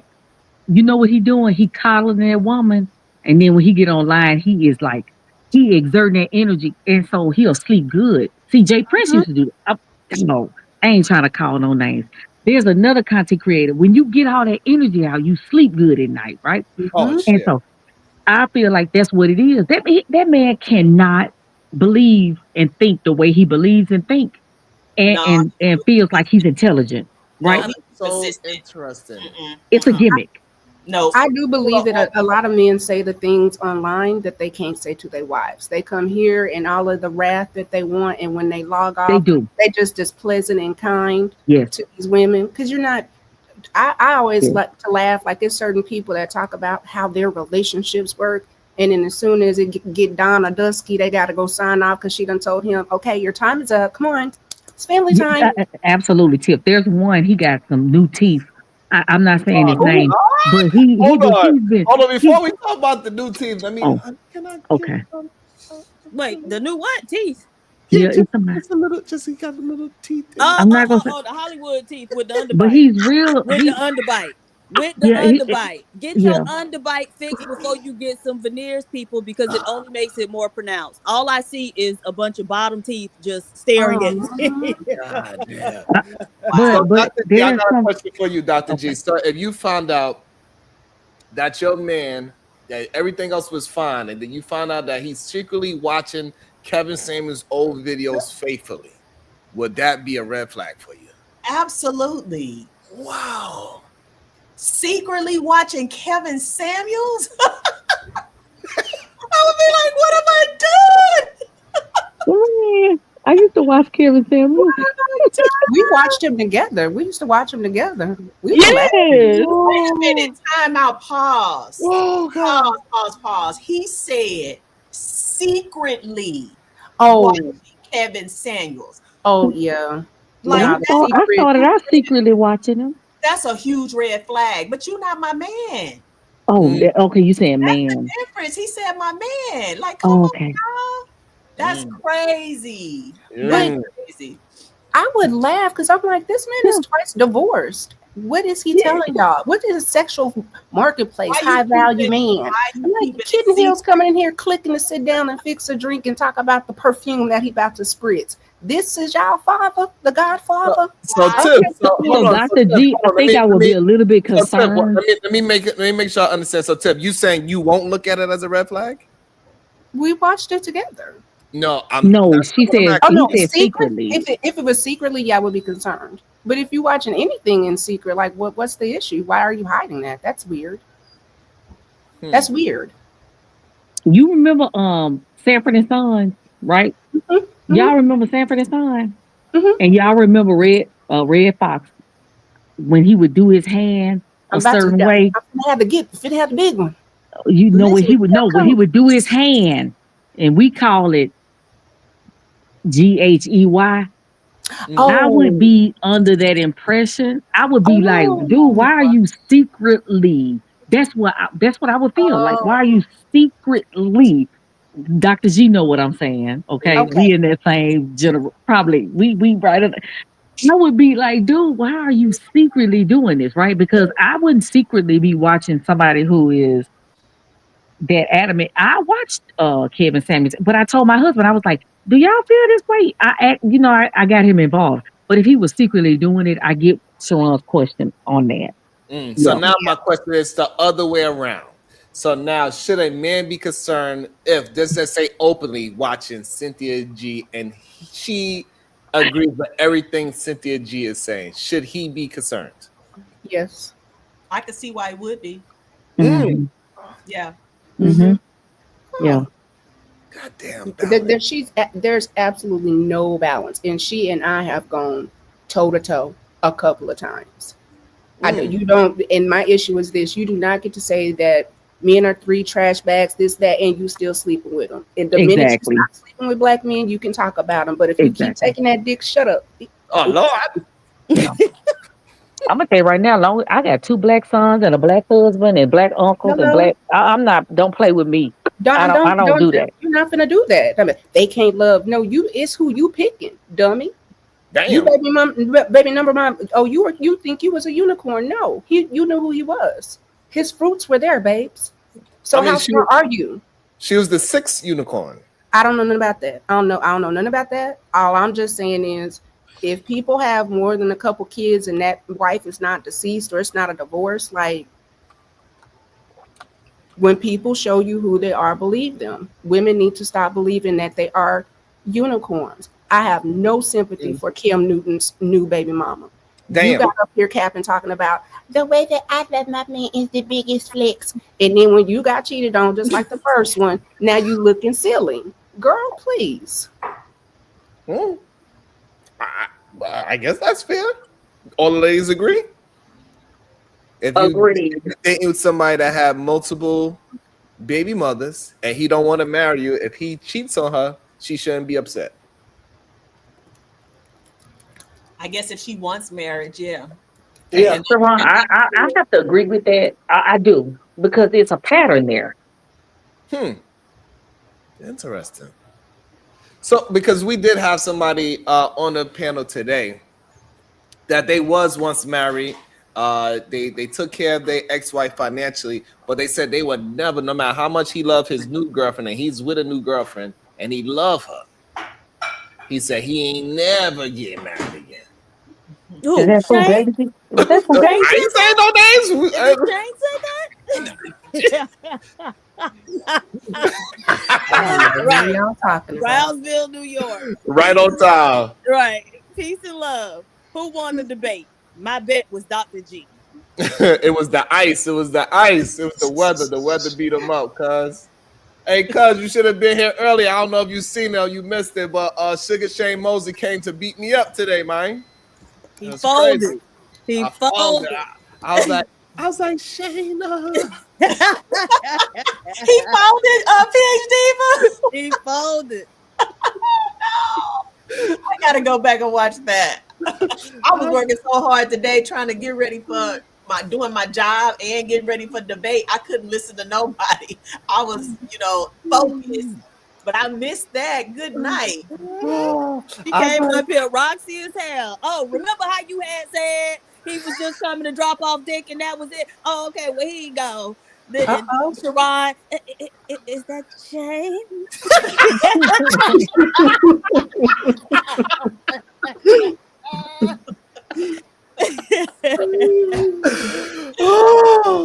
I was just trying to get me some tea, y'all. I just want to get you. I say put some bass in your voice. Oh shit! Y'all ain't shit. God. I definitely have to go back and catch it now. Yeah, I'm gonna have to go. Definitely go. I was listening, but I was at work and I couldn't hear anything. I can't take Friday when they be up here cussing at each other. I just be like, I can't. We did pretty good. We did pretty good today. Yeah. Okay, good. But no, I feel like, people have to take ownership. I mean, you have to take ownership, and if you see there's a pattern, then what you're taking a chance. It's like you're gambling on you being that person. That okay, all of a sudden things are going to change, and then if you take that chance, that's fine. That's fine. Everybody have that right, but then to me, you can't blame that person. For being the person that they've always been. It's not fair. It's not. I mean, it's not right. It's like they've shown it to you, and you didn't pick up on it. I agree with that 100%. A lot of people, when they get with a person, especially when they get married, they like, you supposed to be my husband. Excuse me, ma'am, that's Thomas. You've been dating Thomas. That ain't your husband. That's Thomas. You need to act like you know what Thomas been doing since y'all got together. Ooh. Whoa. I think that's Exactly. another issue as well. Like for me, I knew, like, I didn't marry my wife. I married Anya. I kind of knew who she was. And I didn't Okay, Right. that's fair. Yes. You know Exactly. what I'm saying? Like I didn't expect, because now that you my wife, that all of a sudden you're supposed to change into Sasha Fierce or whatever I can't think of no nicknames, but I don't know what Or, I would name. or Miss Seeley. They just Right. gonna do everything you tell them to do. No, that's what they expect. You Right. married your wife, but they expect you to be Miss Seeley, who Mhm. gonna say yes, master, and you know what I'm saying. Right. And And she they're was gonna never like fall that. in line. No, that's not the person you married. That's who Correct. you fell in love with. You fell in love with the person you fell in love with. Right. You just gave them a new title, right? So to show that your love and affection for the person, but the person is still that person. It's still that person. But Exactly. but in saying that, could we say, like, so we were talking about the different spaces that might work for some marriages. Do you think that, and this is just a thought, what if marriage was something you had to renew, like your license, every 7 years? 7, it gotta be 10 years. I told my wife she only could divorce me on the zeros. That's it. Okay. You can't divorce me in between. So we gotta go every 10 years. So every decade, she gotta figure it out. The 21st year, hey, we gotta make it to 30 now. It's just that I simple. like that. I actually like that a lot. We gotta get divorced in the zeros. Otherwise than that, we together. I like that. That's it. But Yeah, you we get what I'm gotta saying? Like, if it just wasn't this built-in 50 people get divorced, and it's just like, okay, well, y'all break up and get married, or boyfriend girlfriend, it breaks up. Y'all break up all the time. It's just two people that they're either trying to say, hey, we really want to try to do this. If you're spiritually, that, you know what I'm saying? Like, it just depends to me on the intention of the marriage. But some people may not I be think meant to be married forever. It the may just roughest be for a part too season. is the splitting up everything. I think that's a talking point that every man is just afraid of, is this whole splitting things up 50-50 and so on and so forth. Most of these men, they fantasize that Most they black are the men have wealth well that they to need to do. be concerned about. Like, we gonna fight over the Altima that we got outside, Yes, and your because they Nikes. can barely get more. That's why. So a lot of them, they can't get more than that. So they gotta fight for everything that they have. They don't believe that they can rebuild anything at any age, well, if it's young or old. So if it is only that Ultima, they feel like, hey, we cannot cut this Ultima in half and turn it into a Nissan Sentra. No, they can't do that. Dr. G like the Nissan Sentra part. I do think divorce. Well, I've been pondering this, and y'all take the ride with me. I Uh-oh. wonder if divorce is harder on men because they're so reluctant to get married that when it doesn't work out, the level of devastation is different. I think men just take failure of relationships a little bit differently publicly. I think they'd rather be in a relationship that is not working at home and they could just complain about it rather than everybody know and my woman left me. Because they feel like they are the man if they could keep certain things together. And that's one of the things that they would like to keep together. And majority of them, they cannot. Because they have a pride situation going on. It's they pride over the relationship. They egos over the relationship, a lot of them. You think that's what it is? Yeah, because they can't just do what is needed to do to actually make the relationship fruitful. They want to do it their way. It's my way or the highway because I got the best way. Instead of just rolling with and being like water and just move with the flow of the relationship and understanding that, yes, my woman's going to be upset sometimes. She might even be upset at me. And it's okay. And I can't even be mad at her for being mad at me. That just don't make no sense. Like, how I'm going to actually be mad at my woman for being mad at me? That's crazy talk. I got to be able to move with it and figure it out and see what's going on. And so we can just move forward so we can make it to the next zero. Because we're not going to get divorced in between. Do you think that men have the same built-in communities to be successful in marriage?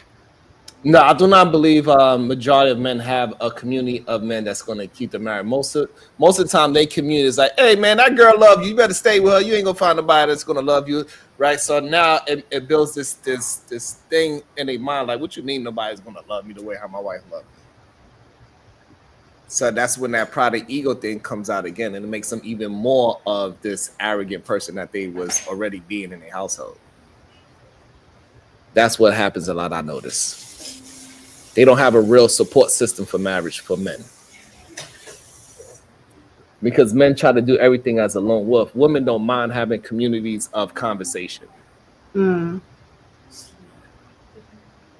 So does that go back to if we allowed things to be like uniquely, like these are your marriage is your marriage, what works for your marriage is established, and less like judging?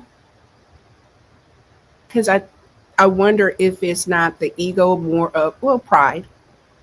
I think other men thinking that you're not successful, or like how they talk about like Adam 22 being a cook or whatever, like, you know what I'm saying?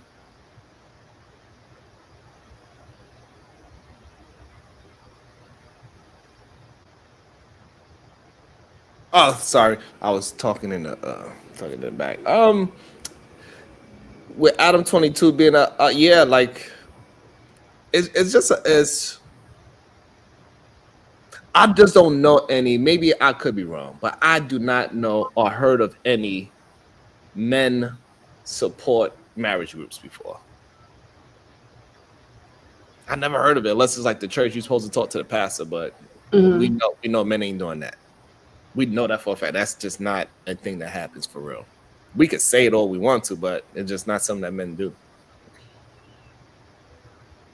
I think women talk about their problems in relationship more than men. The only time men talk about their problems is after it's already said and done, and now they got to deal with whatever, and they got to find some other thing to blame, like statistics. Wow. You really have to do that on today, though. Yes, always. Whew. My spirit was vexed on that one.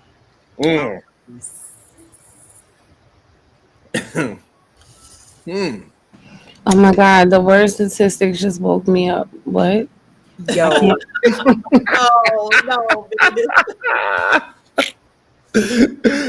that's crazy, right? Statistics is giving us nightmares. I swear to God, I just heard black women ain't shit. Like, No. I'm so tired of statistics. Girl, If I have one more statistic, I'm gonna break this MacBook. I'm done. Oh my goodness! Yeah, so Don't wanna hear it's no more. weird like that for sure. I don't know why it's like that. Majority of the men that do have conflict resolution, they don't have no problem speaking about whatever they need to speak about and get to it, because we don't have that ego situation. Because we rather have everything harmonious than be correct. I don't care about being correct in my household. I rather everybody be in harmony than for me to be correct. That requires you not operating out of your ego all the time. And unfortunately, what I figured out today was most black men not only reside in their ego, but that is the only place. They don't go on vacation. Damn. They don't take trips. They don't leave the block. They exist in ego all the damn time. Okay. And I came to this conclusion because they were talking earlier about like women questioning them and undermining them. And what I realized is they really are operating in life with the belief that their woman should never question anything, nothing. And God forbid she does. Oh my God, these women are disrespectful. This is not what the Asian women do. This is not what this women do. Y'all don't know what them women do, first and foremost. I know they marry out the most. And second of all, it's unrealistic to, I don't even understand the idea, and so many of them share it, that you realistically think you're going to live with a whole nother adult human being and they're never going to have a doubt in their mind. They're never going to have an opinion that is different from yours. They're never going to question any decision. It's fucking dumb. Like, I just can't believe big grown men think that that's realistic. Well, if you marry women not because you like them or because they're smart, but because they look, then you don't trust their decisions. If you don't marry a woman that has discernment, or you don't know what a discerning spirit is like, and again, you married a pretty face, or you married her because she makes you feel good, you may not trust her mindset. But a wife that's not a help me, a wife that cannot give advice, a wife that can't be on your 6, 9, 12, and 2 and be like, babe, I don't know. If she's not the first person that you consult, that's a trust thing. And even one of the men was able to say, like, why would I not talk to the person that's in this house? Why would I make a decision without this person? Like, it was very illogical. I did not understand it. I definitely don't understand a person saying like, oh, okay, well, what about this? That's not questioning you. That's, I have a different point of view. I see things differently. You might avoid some trouble and tribulation because it wasn't all on you. See, look at another black man. Look at Big Drawers. This is what I'm talking about. He says, why are you questioning someone who you have vetted to be competent and able to lead your family? Because people are human, right? That's not And questioning. you could vet somebody all day long. It does not mean that I can predict every idea you're ever going to have in life. That's not how that Thought they were goes. vetting. I thought they were the ones doing the vetting. I thought they were the ones doing the vetting. And I'm gonna tell you right now, But I if thought they these were men logical, but nothing about did what the they right, say is logical. it's It's not. not. And let me tell you something, no Venus. This is the thing. If they had presented all of this while they were dating these women, that would trust and believe they would not be married. They wouldn't be married. It's no way in the world you're gonna sit down at that first date and be like, you know what, I want you to pick up my dirty drawers, and you know what, I'm gonna be the leader of you, and you can't even question or have a feeling about what I say or any decision I make or any of your goals. It don't matter. No, it's about they wouldn't even be married. So that lets you know Exactly. that they got these women on out of what they call it false pretenses, Mm-hmm. right? There's no a woman that literally attached herself to a man that was honest like that, right? Mm-hmm.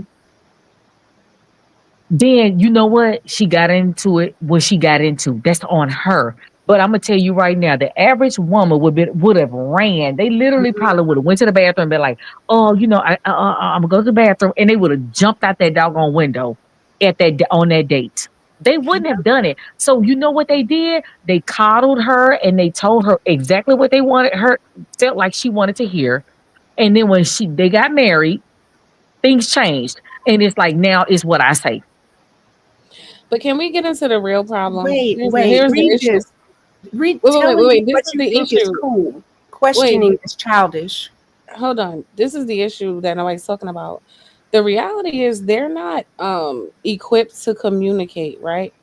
So only the people who get frustrated when you question them like a child, when they can't you realize when they can't explain themselves, Yep. they get annoyed with you. That's how these grown men are sounding to me. It's like, don't question me because I don't have the communication skills to confidently convey to you what I'm doing in a way that it makes sense and you're comfortable. And so because I'm incapable of doing that, this feels disrespectful. How dare you question me? But if you're saying that you're the person who's in charge and you're leading, right? Meaning your actions affect me. Why do I not have a right to ask you questions? Like I don't understand that. Exactly. And The I gotta be decision happy. And I have to be happy. Okay, think about when you were a kid, right? You guys and your parents disciplined you, and they may have been telling you right. Did you like it? We weren't gonna be like, oh yeah, yeah. They told us we couldn't have candy. No, we gonna be like, man, we can't have no candy. You know what I'm saying? Of course, if our parents had us in check, we weren't gonna buck up against that, but we weren't gonna just necessarily like it. It's stuff I, my mama tell me to this day. I listen to her. I listen to my husband. I listen to people who telling me right. I may not like it, but I still listen. But what they want you to do, they want you to listen. They want you to love it, and then they want you to do it. I think Dude, Shiron hit it on the head earlier when he said the things that we could do, I think he said the men could do to make the relationships fruitful. The reality is they don't want to. And that's the bottom line. they're Like not it's just going to do it. there's a lazy effect in it, right? It's like I don't Communication is too difficult and I don't deem it worth my energy. So I'm going to make you the problem and not the fact that I don't know how to communicate the problem. Because that's really the problem sometimes. You don't know how to communicate. You don't know how to speak to women. You don't have patience. You and so Yep. instead of you trying to learn any of those skills, it's no, this is too much for me. How dare you ask me a question, bitch? Follow me blindly, okay?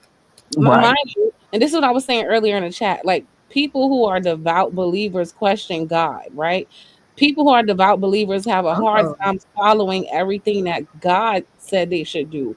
But you think you're above God, black man. You supposed to not get questioned. People question God, but they should not question you. talk People have a heavy. hard time. People have a hard time following God, but somehow they're supposed to be flawless following you.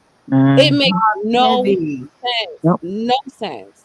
Yep. Talk heavy. Yep. Now I understand what you were saying when you were like, "Do men think they're above God?" I was like, I don't understand. But when you They do verbalized think it, they're above I God. They understand do. exactly what you're saying. And somebody made a comment that in 20 years, men are going to be marrying robots. They already have a lot of AI robots, and what they found is men can be quite abusive to them.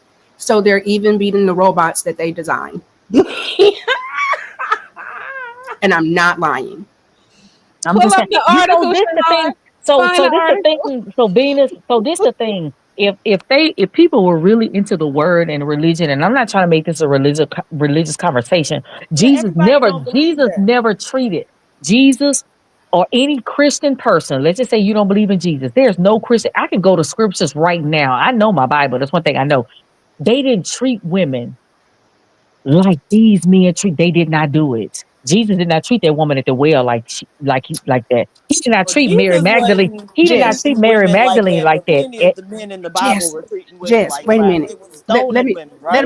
let me make them real mad. For Jesus was a cheating. feminist because almost every single Oh miracle my is God. attached to a woman. It's The first one, the wine, his mama, the his woman with mom. the issue of Okay, blood, the okay, woman that needed to be saved, the woman that right. touched the hem of the garment. That When they part, said Lazarus, rise up. What absolutely. miracle that is happening The that woman was that was at not? his tomb, the woman that was at his tomb when he Hello, was resurrected. Come on, Right, hello. but he in what instance do the women ever use their gifts and talents Abuse uplift men? themselves? What do you mean? this To with uplift this the themselves, thing right? So a because lot of times these stories are being told, and it's what the women, how the women's behavior or actions was able to help some man in some situation. And so I'm saying, but when was diva, they doing something to help themselves? but diva, it No, was no, no. I things. just asked the I question. got you. Oh, you okay? But it was time. Let me tell you something. They wasn't around an association of men that demeaned them and dogged them out. And they That's not what I'm these talking about. okay, okay. Yeah. I don't know, but I just know So that wait, okay, so I can't. That, let me think of her name. There is a woman now, mind you. Ooh, shoot, I'm on because she mute. actually her Goddamn it. husband was a Deborah, Hold Ruth, on. Let Deepa. Abigail. It was a whole bunch of Abigail. women. Abigail, yeah, It No, was Abigail no, a was no, the bunch no, name of of no, her no, no, husband. women. no, no. Hold on. Again, when these women were enriching themselves, yes, there are stories about women in the Bible. It's a bunch of them. But Hmm. usually their behavior and they're being uplifted. Those women are being held up as an example because Yes. their behavior is helping some man get through some tough situation or helping him Um. fit right. When are they doing it to help themselves? Mm. Or even other women? When are they doing something other than being used as tools by men? And I was Okay. gonna say Ruth and Naomi, but Ruth, no, but no. Ruth saved the whole nation. It she Okay. wasn't did. about men or women. It was a whole nation. Oh, so Ruth Ruth and saved. Naomi. Okay, Okay. so let me read. So do y'all know a story where a woman used her powers to uplift herself? Do y'all know a story in the Bible that did that? Isn't it the woman that I she have didn't no have much idea. money? No, she had the lady that The, gave what she had, and Jesus talked about how it was that's how she the older woman yeah, at the the older woman temple. that she It's only okay had if you don't the know. You fifth. can just say I don't know. That's No, No, fine. I'm no, saying the woman that touched the yeah, garment of Jesus. That woman uplifted herself. That woman had she been did. bleeding for years, and that woman was literally probably anemic. I'm a nurse. Is no Yeah, telling how weak that woman was, and that woman knew had she touched his garment in that law, instantly she'd she be would have made been whole. put to death. That woman touched. She did that for herself. It wasn't for nobody else. That was for herself. And you know what Jesus said? He said, "Be Who well, touched her? my sister." All He right. So never we got one condemned her. woman in the whole Bible who actually did something for herself. Thank you, ladies.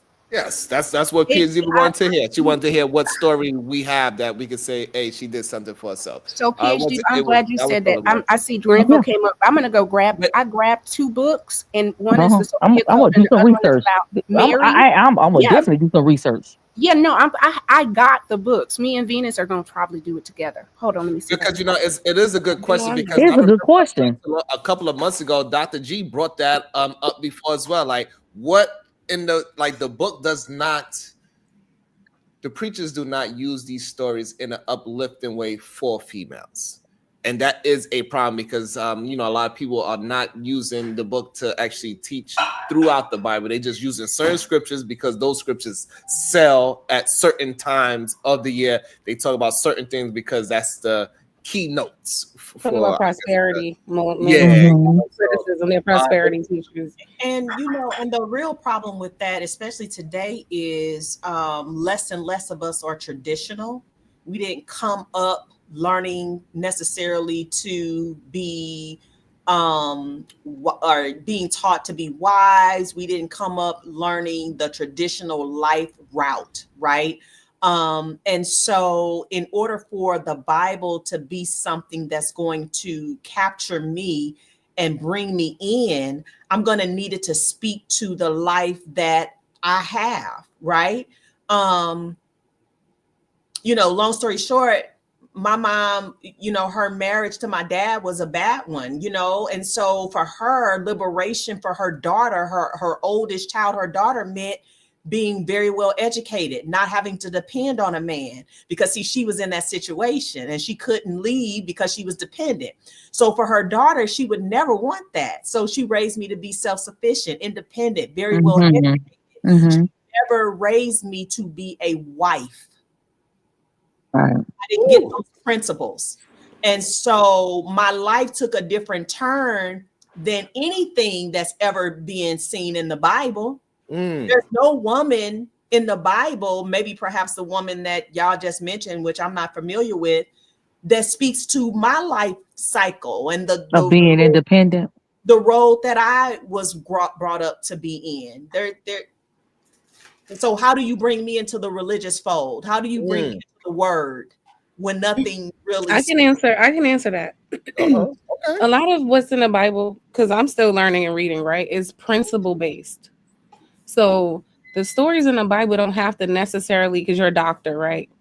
Who wasn't you're not married currently, right? Right. So the stories in the Bible don't have to necessarily match your life exactly, but the principles apply. You understand? No. But see, that's not for you to tell somebody, right? So you might be able to relate to it, even though it don't map directly to your life.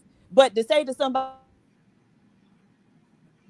did her sound go out? I can't hear her anymore. Okay. Yeah, it did for a second. People react to it resonate with the Bible on different bases. So if you can get and relate to it on the basis of it not lining up with what you got going on, that's fine.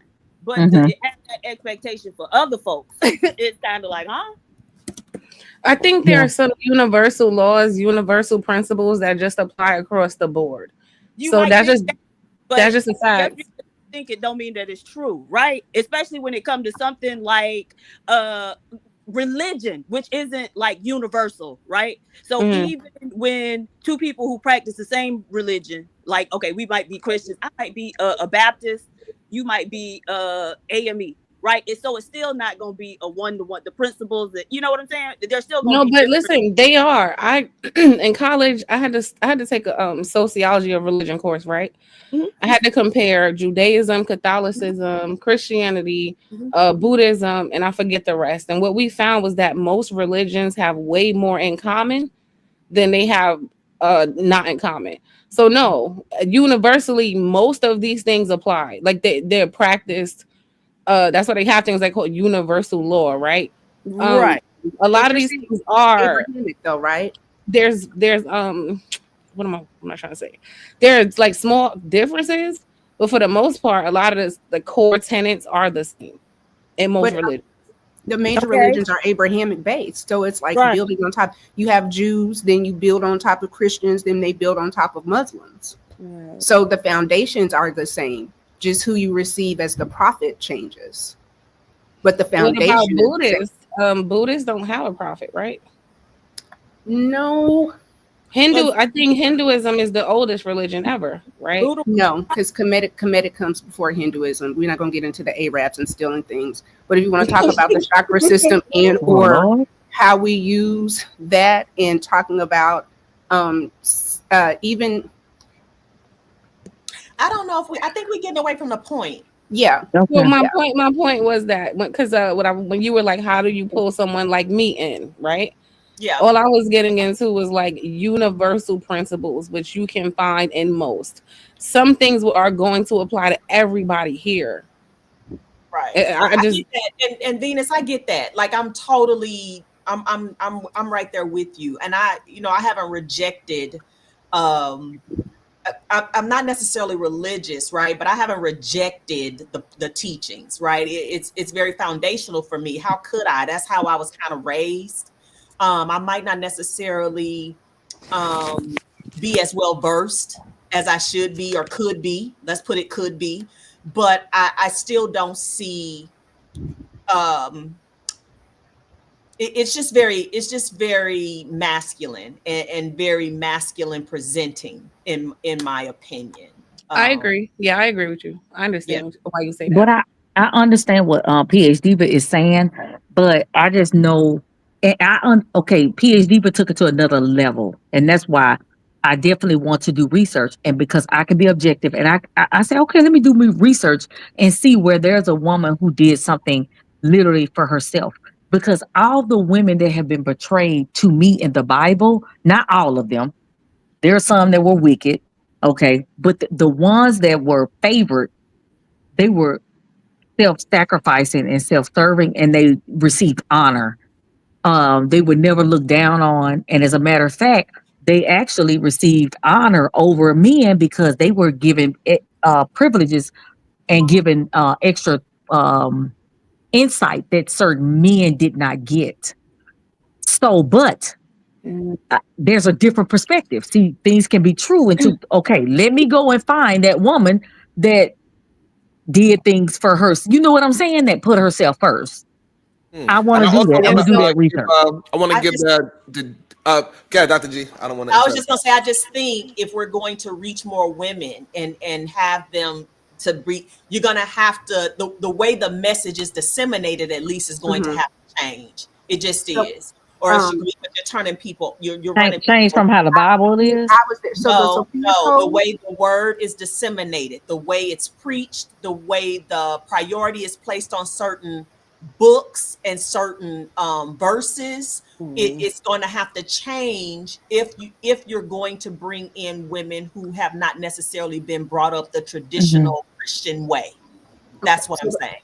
This first one, the Sophia Code, it says that this talks about the universal blueprint for embodying the return of feminine energy in Christ energy. So if that's feminine energy, you have you have the, oh yes, honey, she's ready. The hero in the no, because okay, so talking about feminine energy, that ain't what I asked about at all. So it says are presenting this information in response to the question that I raised. No, when she asked about how the information was being disseminated and just Christianity from a women's perspective, these are books that I've kind of searched out that I just want to kind of see it because I do understand and have been challenged with seeing myself in the word. I think it is something that is a lot of rules for men, and I see the benefit, but I also want to be able to see myself in it. So I have this, Black God as a Woman, The Healing Journeys of the Black Madonna.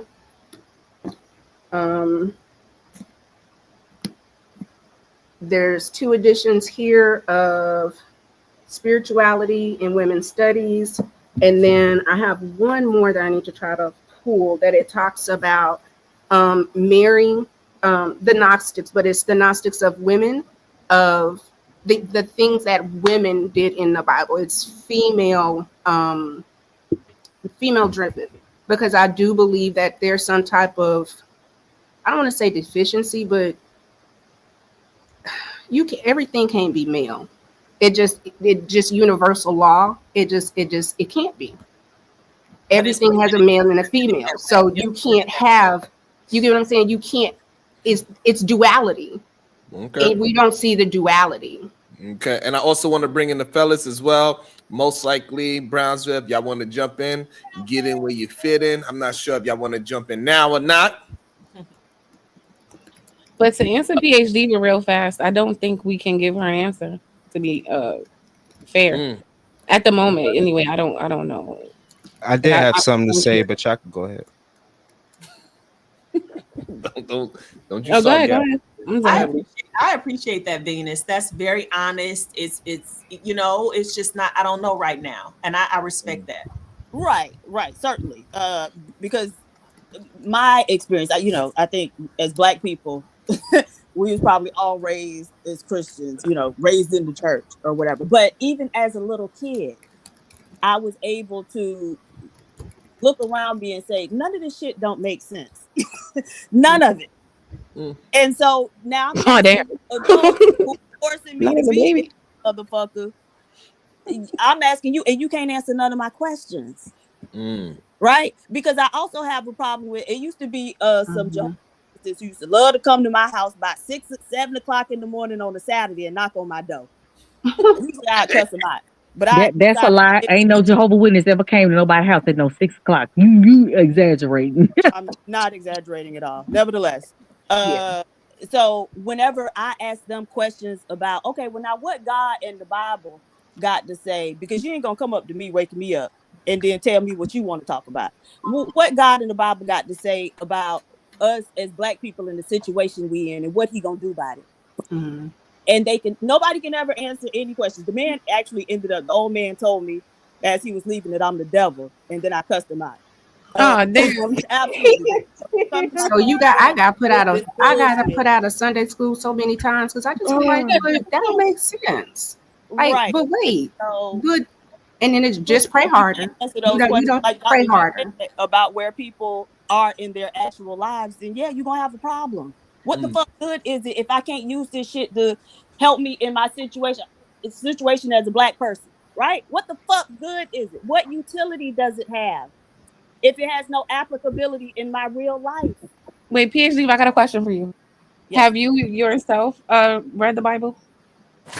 Not all the way through, but the parts that I have read ain't make no sense to me. There's no scenario where any of the shit made any sense to me. I'm sorry. That is crazy. I mean, so PhD, so you feel like it's gonna get solved on a panel? If you read the shit, y'all ain't even never considered, hey, any women in the fucking book that did anything other than enrich men? You never even considered it until I asked the question. But you don't tell me. But no one's judging you. Don't okay. No one is judging you. Nobody is judging your question. Like most Black Christian women are. You don't question shit. Nobody's questioning you. There and use that book to justify being mistreated and the mistreatment of other women. Don't you sit here and tell me, oh well, PhD, but you don't know. Get the fuck out of here, because I probably know it better than most motherfuckers. Okay, wait, hold on. Okay, well, like I said, no one is judging your question. No one is. Okay, go ahead. Okay, go ahead. I was talking to her. So I did a show talking about the Bible was misogynistic, right? So I'm that person. That was me. So yeah, I'm not that Christian. I have had that question. That's why I had a show about how misogynistic the Bible was. So the assumptions about Christian. Yeah. Asking about misogyny and asking what women did to enrich themselves are two different questions, love. But go ahead. But kind of the implication is like this is all about oppressing women. So the implication is like there is no uplifting of women in here. I noticed that too, right? That's kind of my struggle as a believer. I'm trying to read the word. I'm trying to, grow in my relationship. I have the same questions. I understand why you're saying it. I guess for me, because I understand that the way is God, this is the Christian way at least, right? God, man, woman. Then I would have to accept certain things in order to subscribe to that, if that makes sense. Like I wouldn't be looking for the woman to be on top of things if I accept that God's order is God, man, woman, child. Okay. Yeah, you have. But that's not the natural state. That's because of sin. The natural state would not be it wouldn't be in a hierarchy. That's the curse. If he named everything, let them say it, saw everything had a mate was created, there's still technically he was made first. It didn't mean that the value was different. Just the curse in the way that it shows up is, what did he say? You're always going to long for a man. Most women long for a man. A man is always going to have to toil and work. Your value for a lot of men, that they're very upset because they can't produce, it's a struggle. That's the curse. That's not how it was created. Now, mind you, my question with this is just like, how, if you know all, why would you even put the tree in if they weren't supposed to eat from it? Like, I feel like that was a setup. I'm gonna put a tree, to me, I'm gonna put a tree and be like, yeah, it's cute, it's pretty, but don't put the tree in the garden. Whatever you do, don't go eat off that tree. You know what I'm saying? Like, that's like the setups for me. I struggle with that, and then I struggle with Job. Like, why is the devil able to come to God and be like, yo, the God that's doing it all, let's curse him? I thought the curse was to always be a contrarian to your husband. You're always wrong. The one thing that women, again, let's just look at it. But I really don't want. I mean, are we? Maybe. Yeah, I mean, you don't gotta go down there. I'm not here to debate religion. I understand why everybody feels the way they feel. I have like a lot of people around me, from atheists to like full on deacons. So I know a little bit of everybody. So I mean, it don't bother me. I understand. Yeah, but to speak to, well, this is not exactly speaking to what PhD was saying, but the one denomination or the one sect of religion or teaching that actually does teach the Bible, addressing the condition of the Black community, of Black people. The only ones that really do that, in my opinion, are the Israelites. And everybody think they're crazy. Everybody think they are mad and insane, but they are the only ones that really talk about the Bible and place Blackness on it. We are the tribe, right? We are the people of the Bible, and this is our destiny, right? It's not some, foreign or detached sort of knowledge. It's that we are those people, Right.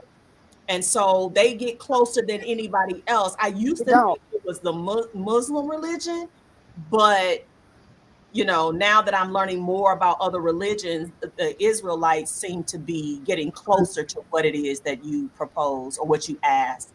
But they really don't. See, and this is the thing. I have a lot of conversations with people, right? And Israelites love to come and engage you in conversation. So if you're going to come and engage me, then we talk about what I want to talk about. So what I always ask the same question. What about Black people and, our situation, and when God coming to fix it? And what they will tell you is that we are being punished because we did not follow God. Okay. And so then I say, okay, great. But now when we look around and look at human history, we see that ain't nobody been following them. So now where's their fucking punishment? You cannot sit here and tell me that if I don't follow the letter of the damn Bible, I'm going to get punished. But all these fucking crackers and everybody else can wreak havoc and nothing's going to happen to them. Well, because I feel like as Black people, baby, we should be able to do any and everything. It's a long list of motherfuckers he got to deal with before he ever get to one of us, right? Listen, I'm right there with you. When you write, you write, sis. My thing is, I'm right there with you. I don't have any qualms or questions about what you say. The other part of it is that supposedly this is this life. We have next, right? To where everything sort of reverses itself, so to speak. And please don't quote me. Don't quote me on any of this, y'all. I'm speaking from. No, I know why you're saying that. I know. I don't want anybody to think that I'm preaching here, because I'm truly not. But supposedly we have next. This is this life. This is us living in this we're all spirits living this human existence, but the next life supposedly is for Judah, who which is us. So that's all I Okay, got. so ain't gonna be no white people there. No, they're gonna be our footstool. They're gonna be our Oh, slaves. okay. Yeah, they're gonna be our slaves. So y'all just wait till y'all get Why to would the we want? Why would you want to impose slavery on somebody else, knowing what you went through? That they does- got like, to know. Because That's of the what only you way they went can learn. because of what you went through. That's This is the only way they can learn.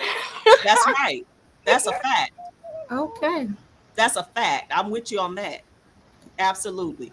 Oh God. Yeah, I'm not with the turning of the cheek. Look at Oh Shiron. no, absolutely not. Mm-mm. I don't understand that, and I'm just like, okay, here's my other thing. You know, you have people that preach the trilogy where you have God the Father, God the Son, God the Holy Spirit. Yeah. So you have that, and then you have people that will talk about Jesus cancels the law because he is the blood sacrifice, and then other people will say he didn't cancel the law. We don't have to go through ceremony, but we still have to follow the 10 commandments, right? Because these are the commandments we have to do, right? We have to follow those. But So we gotta. It's more commandments than that. But go ahead. I just want yes, absolutely. I mean, well, if you believe in Ma'at, and even with that, with Ma'at and the negative confessions, there's a difference between saying thou shall not and I will not. So one person is being told what not to do, another person is choosing righteousness. So that's a whole nother layer that you can bring in there, but it's okay. Yeah. There are Yeah, Lee. Oh, 613. There are 613 commandments in the Bible. Just saying. But okay, I'm done. Ma'at has all of them. I'm just that fly on the wall right now. I'm just absorbing all of the feminine energy, and I'm just, moving through it in the waves, and I'm just dead, but I'm not dead. I'm gone. Not moving through it. All right. I like it. I really enjoyed the conversation because we was able to get through. Like I'm surprised that we got to here, starting from just living apart, and now we're on religion. But it gives you something to think about, though. That's the thing. Yeah, I mean, that was a good question. I mean, that was a very good question that she and it was asked. And beautiful to how we me, it's transitioned nothing wrong with through it. asking questions. That's how people learn, and that's how they grow. Is We've had asking that discussion questions. here before, like Shiron said, we've gone down that rabbit hole before on his channel. Yeah, we did. So yeah. And I like that she asked it too, to bring the conversation back to what we were talking about earlier. Because right, she hones in specifically on Black women. And I was gonna say earlier about our issue with I had an issue with the conversation earlier. Somebody told a story about his parents were married and his father led the family into financial ruin twice, right? And they stayed married for like decades. And I was thinking 40 years. And I was thinking this is part of the problem too. A lot of Black men, because they watch their moms be treated horribly, in their brain they think that you're supposed to take horrible treatment too. Because they watch their moms grow up working 80,000 hours, breaking her fucking back, and then come in and cook the clean. They think that that's normal, and then the expectation is that you should do that and not complain either, because my mother did it. Right. Well, see, that's what the baby boomers looked at the silent generation like, y'all are fools. Why would y'all put up with that? Like, why would y'all do? And so they took things in a different. They took things totally in a different way. Like, hey, I'm gonna get an education. I'm gonna be better. But they lived through the Depression, and I don't think people think about the economics of it. My great aunt that went through the Depression, that lady never said anything. Her husband has children outside. She did a lot of struggling, but they don't eat when they say from the rooter to the tutor, because them people were poor, definitely poor, and had to be together. What I see is like for our parents, our mothers, they're the first generation where people started getting divorced, where women were able to get and work a job. And then the next generation, each generation of Black women has progressed. And when I listen to what the men say, they long for the day where you could rule over a woman, not understanding that until 1964, you didn't have as many rights either. Until 1974, a woman could not own a credit card. So these women had to have a man, because you had to have a man to be able to have your assets. You had to, it was either in your brother's name, your father's name, or your husband's name. Tiff, I'm gonna tell you how bad it was. My mom's father would come home, right? Oh no, my grandmother's father would come home, and they had chickens, they had meat, they had produce, and that woman would cook. She would work for one. He worked. She would come home.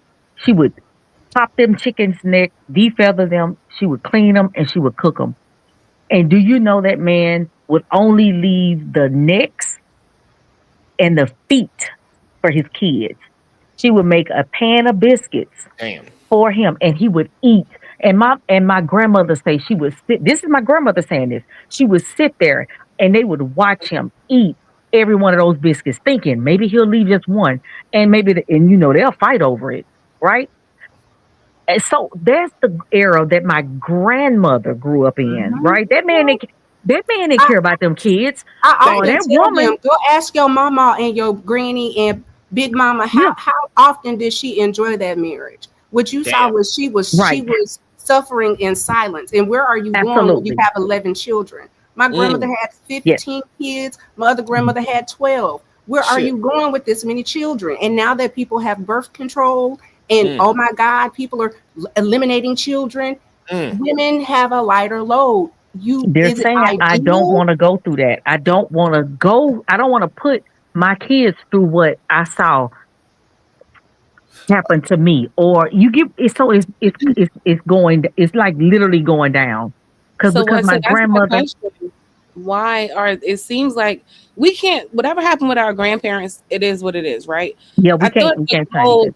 I thought the goal generationally was to learn from the people before you and do a little bit better, right? Like everybody here wants their kids to be better than them, have better than them. That's the goal, right? So when it comes to relationship though, why do they always reference one of the worst times for women as that's supposed to be a fucking standard? Why do you want that? Right. The women now, like, why would you? Well, my mother did it. Your mom had to, and that was unfortunate. And we wish she didn't have to. But why is that now the model standard for what you expect? That's fucking crazy. Great point, Dr. G. I see you had something to say on that point. Well, I was just going to say, perhaps it's because, like you all said, the women didn't speak. They didn't speak against it. They just continued to toil and work, and they didn't speak against it. So how would silence sandwiches? Okay, Dr. G. So how would the youth who are growing up watching this know that the mother or grandmother in that situation was unhappy if she never spoke against it? She never spoke against him. She never, made any sort of complaint. How would they know that that was something that she didn't enjoy and thus it was wrong?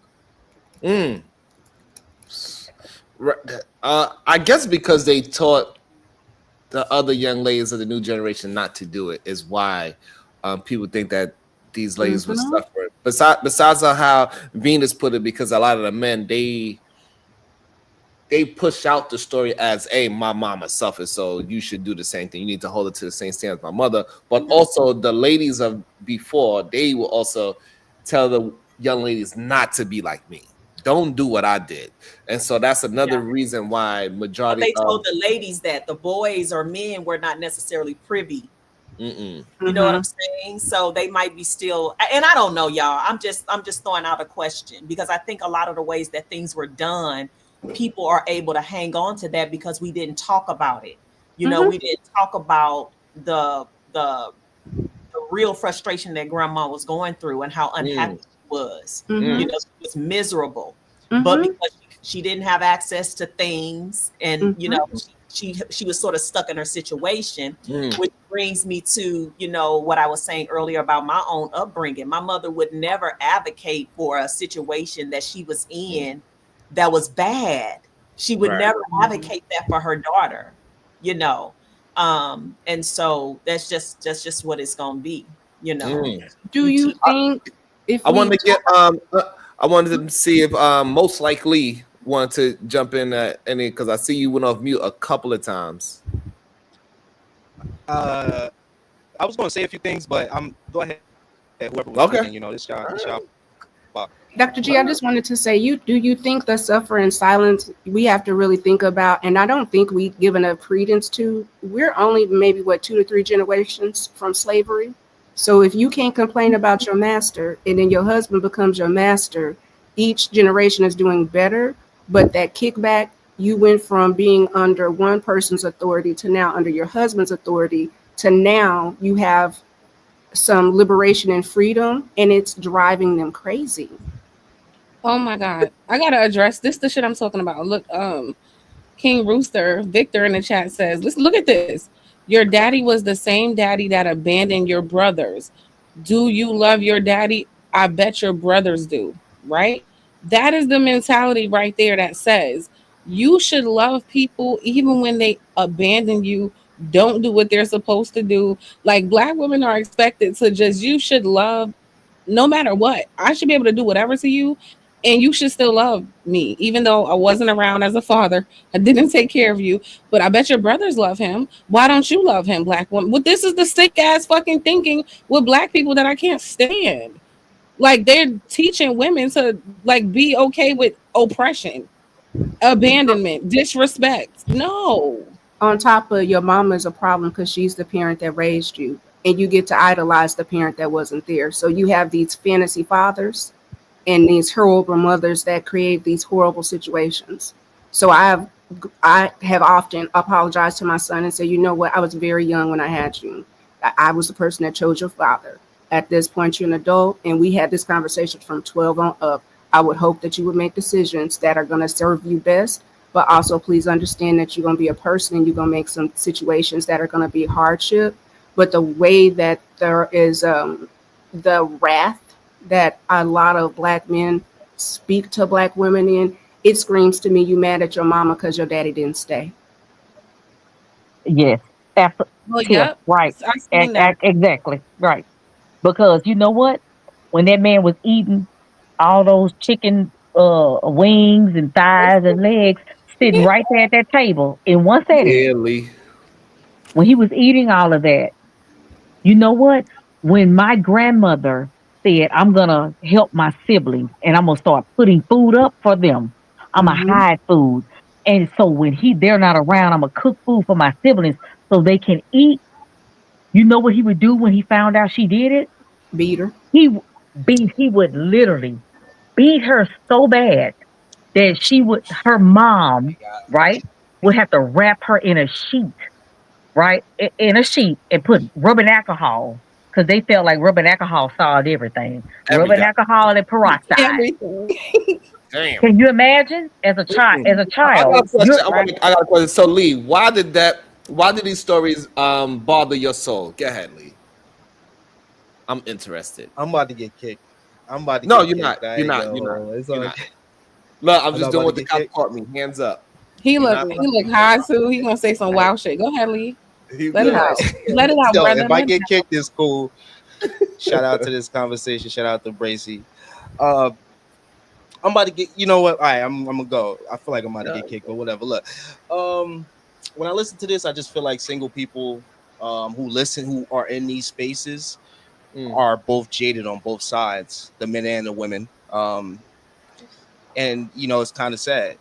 Kind of sucks to hear it, because I was just on Hamp panel going back and forth with CJ as he talks about only 20% of women are good, and I'm sitting there trying to argue him like, okay, but is the woman that you willing to marry going to be that that 80% of women? Anything that's good is going to be something that's rare, right? And he kind of started to understand it, but you could just tell that he's jaded because at some point somebody did him wrong, or the conversations that happen on here. So I don't really hear a solution to how to get people to come together. Instead, it's like the black woman this and the black man that, when I see relationships happening. And then one other thing I want to speak to is maybe it's just that, because I'm sure everybody sees a relationship that they would want, right? or a man that's in a relationship, like, oh, you know, that guy right there, I would date him and we would go far, right? Or vice versa with the, you know, with the woman. I mean, with the man. Is it that both sides are just not able to acquire that value of the other? So they keep falling into these pitfalls of the lower level black man or the lower level black woman, and then they're again jaded. Then they come up out that hole, and then they just, you know, tiptoeing on earth because they scared to fall in another hole again. And that's kind of what I'm seeing. So I just wonder, like, is that really, like, is that the case that both sides just feel like, you know, everything's going to be bad because I had a few bad experiences, instead of staying optimistic, you know, trying to stay in your best, you know, your best shape, your best mentality, and constantly going out there with that, you know, same mentality, that same energy that you had the first time before somebody broke your heart. And I think it's so hard for people these days to do that. I think some of that could be true about the jaded on both ends, right? But I think you're conflating a little bit when it comes to us sounding like the men. Because if you kind of hear even our conversations now, it's kind of reactionary to what people are saying in real time in a live chat or real time on a panel today. But when you listen to what they're saying, it's a different. I don't think we're like them in that way, right? A different intent. You saying is a different kind of right? intent. Like what were we saying earlier? They were mad about a woman being a human, like just questioning them is a problem. Like the shit that they complain about is actually stupid for real. A lot of it. We're saying we're usually like an afterthought, and we're listening like, okay, that shit. So let's sounds try stupid. it. So, okay, so I asked somebody a question on hand panel that was basically like not, I won't say anti-woman, but he has like the jaded mentalities. So let me ask you, in a percentage of men, what percentage of men you think is actually good men out here? Good men out Yeah, here. good men. I would Yes, ma'am. literally say I don't have a percentage, but I'm definitely gonna say minority. Please, I need you to give me a percentage though, because then we can get you. But that's, she got to stand on it so we can 30% is a generous number. I'm gonna say. Right, that is generous. Damn. And people said it. And I appreciate that, because the guy said only 20% of women are good. Yeah. And then they said 65% of men are good, right? So wow. You said 30% of women are good, right? What you say, Dr. G, before you go? I'm trying to raise my hand. 25%. Sorry, take it down. I don't want to break Lee up, but I want to speak to. Go ahead, Lee. Okay. No, go ahead. She want to go after you. She's saying she want to go right after you. Go ahead, Lee. Finish up your Oh thought. no, I was just going to ask her. So okay, it's 25% of good men out there. I appreciate that. Now, how many good women are out there? Give me a percentage. I want to say 50. Wow. Okay. Diva, I want to know what Diva said. 30% men. So Diva, how many good women out there, Diva? I said 30 was generous. Damn. So how many for women? Absolutely. So for I'm gonna go 50. 50%. 50 that is for so women. interesting. 50 for women. That's Yeah. crazy that both sides saying, or y'all both They saying the same did. thing. Lee, And that's what they I'm trying to, did. that's why I asked the question. Yo, yeah, I know. That's why I Oh. asked the question, because y'all both have, because you just now said They said Venus, that y'all don't have 50% the of same. women. They No, they said 60% of men. They said I believe 60. they said 20 and 60, right? You said they Yeah. said 20. They said Yeah. 20% of women and 65% of men. They went, well, one guy went higher. Like his, Oh, hell no. His was the one we really like jumped on. I was like, whoa. But Lee, even that, do you see how the women are more honest than the men? When I was telling you earlier, like about conflating, like we'll say half. You see how they're like, no, majority of men are good, and they know that's not true. Exactly. I don't think if we asked all of them, they all would have said that high. I was surprised that he went that high, but I think your number would have. I kind of don't want you to use 50 because that makes it like half. I would rather you like go over or under. Okay, so 51. Okay, so you all right. Good one. Touche. Right. Go ahead. If you're ready, Dr. G, because I know you wanted to say so. Take your time. It's okay. Because I'll see one time. Percentage of good men versus those of bad men, right? For me, though, or for any of us, we only need one man. Praise him.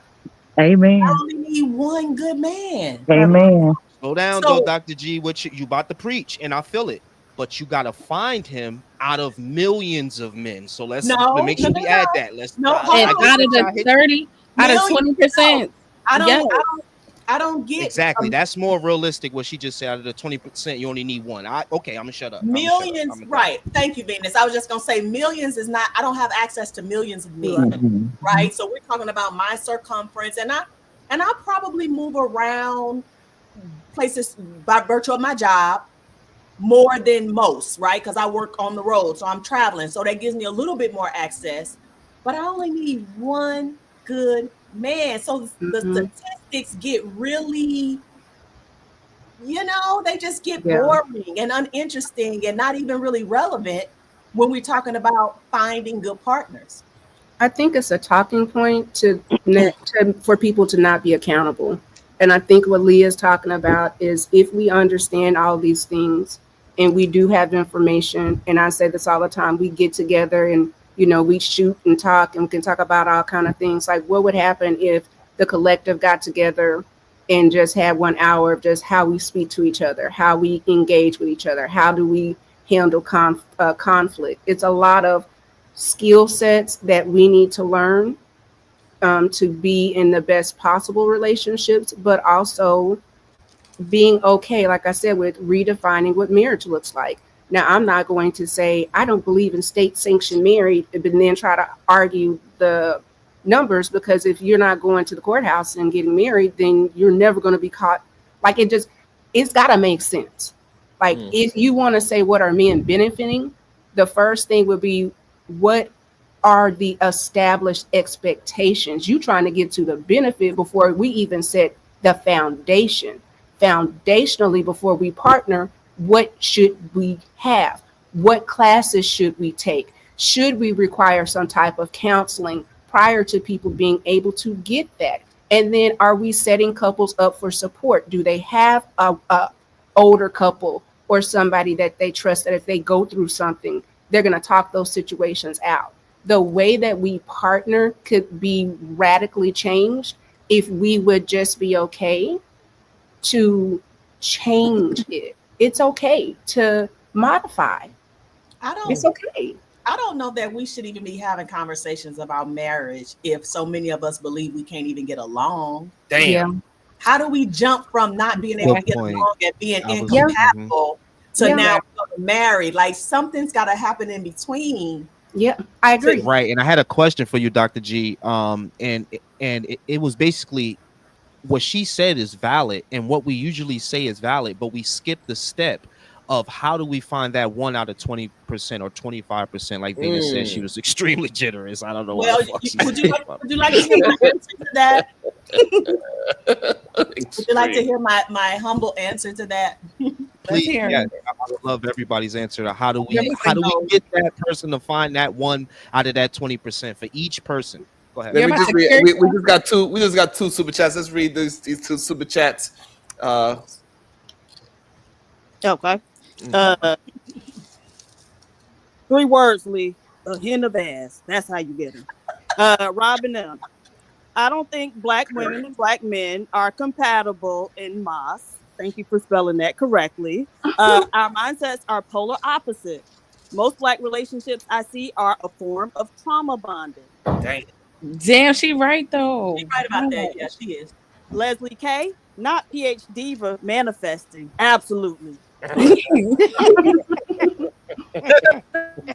when did you manifest, PhD diva? Because that was too soon for the hint of ass comment. So, Yo, was that her 3 words? A hint of ass? Yes. Yo, I don't know. What does that mean? She wants some ass, like a little bit more. Oh, we're talking previously, and I said that I go out in shorts and I show a hint of ass. Oh, so we always talk about the hint of ass. We were talking about our stank walk. Okay. Yeah, well, you got to hit them with the stank walk. So the hint of ass sounds extremely. Never mind. Yes, calm down, sir. Calm down. It sounds like she got a big one, so then she only letting y'all see a little bit, like a little tiny bit of the cheek. Just a coming out. little bit. Yeah, Just a little bit. A hint of cheek. It's a hint of cheek. That's what it is. She kept I do want emphasizing PhD to do the list. I need the list. Like, Yeah, are we gotta wait, do that. So we gotta are do we that answering one day. Lee? Are we answering Lee's question? Because Oh yes, I believe Dr. G wanted to answer it. Clearly, Venus want to answer it as well. Omni, you got to jump in when you get in, when you fit it. Let me know if you need some help. He said everybody. We all got to answer it. All right, let's go. 1 out of 20%. Go. I personally I think that you don't go looking for that person finds you, but you got some work to do before you ready to show up, before you ready to be ready for that person. Self-care culture, leadership discovery, leaning into your passion and creativity. You got some development to do for yourself. I heard some people say earlier self-improvement, right? So that when you're in the correct headspace, mental, emotional, physical care, right? When you are able to be strong in who you are, self-assured, assertive, confident, right? When you have something that you believe in and you do that with a certain amount of passion, right? And it's something that makes your heart happy. So you show up in the world happy, right? With all these things in place, that person will find you. You don't even have to go looking. Now that is my belief, and I am personally putting it to the test. I'll let y'all know how it work out. Ooh, okay. I like it. I like that. Great, nice. Just you laughing. Narratives and dialogues. Dr. G, subscribe. Tiff 100. Go ahead, Diva. What's your answer to Thank you. Unlikely's question? That was my answer. You A hear hint of ass? Do not make her repeat herself, please. God, A Jesus hint of Christ. ass. They come running, honey. Wait a minute, Omni, what do you say, that nigga syndrome? So we need a hint of ass and get out of that nigga syndrome? TNS, that nigga syndrome. Yes, TNS. Hint of ass and TNS. Is that's your answer, Ami? No. Tiff was asking me about something, a concept that I presented on this panel before, but I believe it needs to be in WebMD because a lot of dudes have it's basically delusions of grandeur without actually having anything to show for it, or any accomplishments, or any skills, or anything. You know what I'm saying? Like, you just radio voice. you think really highly of yourself, but you've never really done anything of value.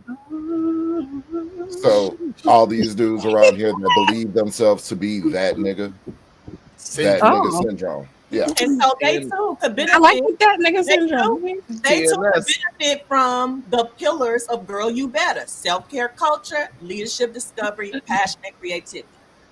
I love it. I agree, Dr. G, because as we've had these discussions for more than a year now, right? The thing that is very apparent to me is people really don't know what they want. And if you don't know what you want, but you're still pursuing, you don't know what you want, but you have a desire to pursue. So anything that you pursue is going to have a relationship, will be built on a relationship of confusion. Because you're putting it together as you go along. Right. Come on, black man.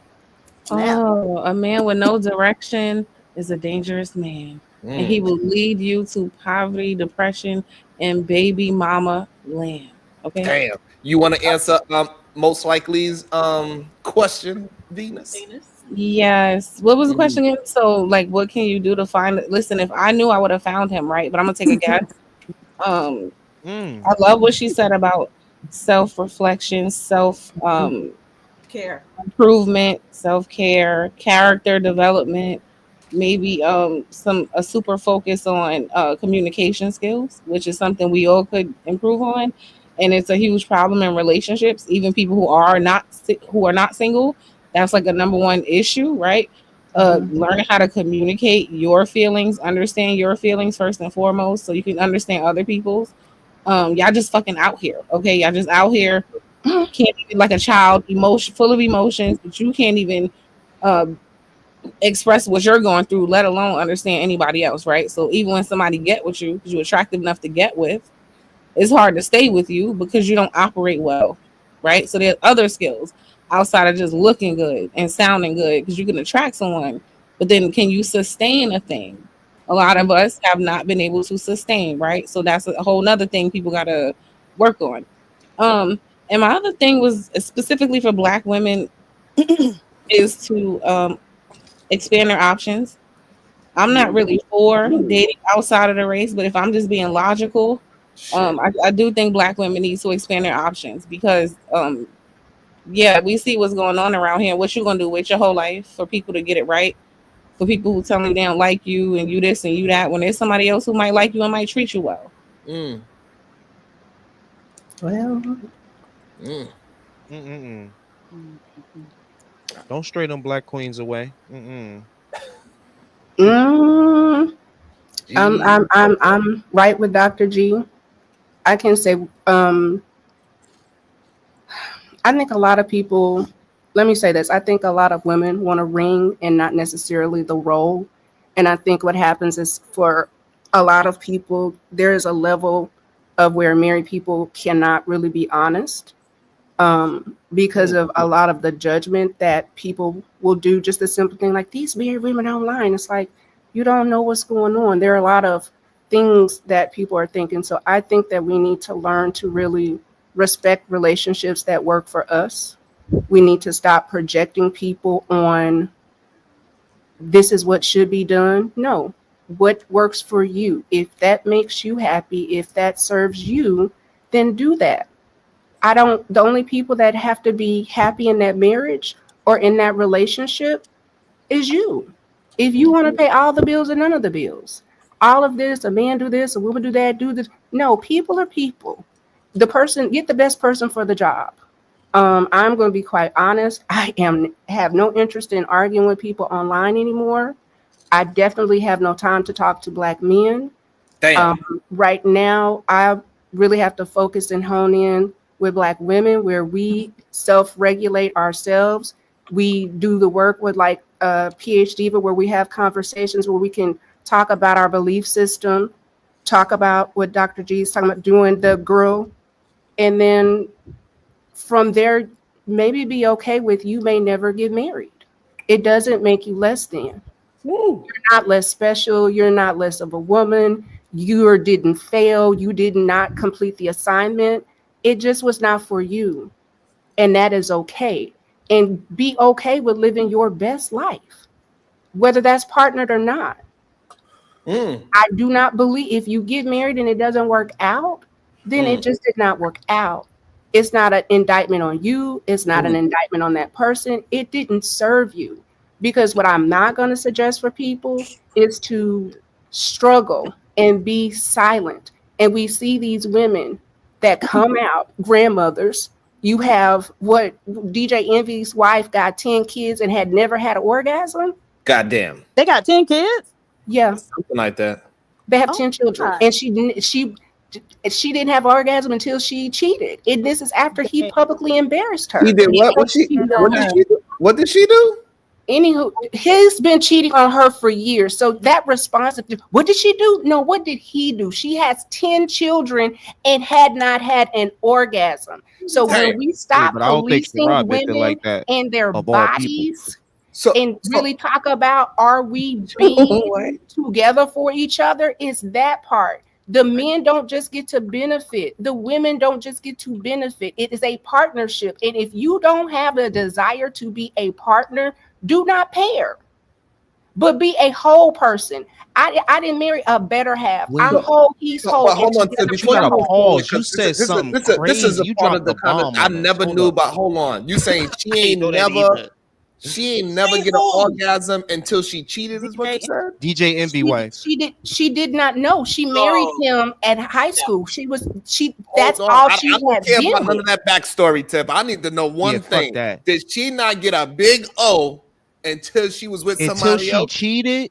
I don't even think, but here's the thing. And I can say yes or no first.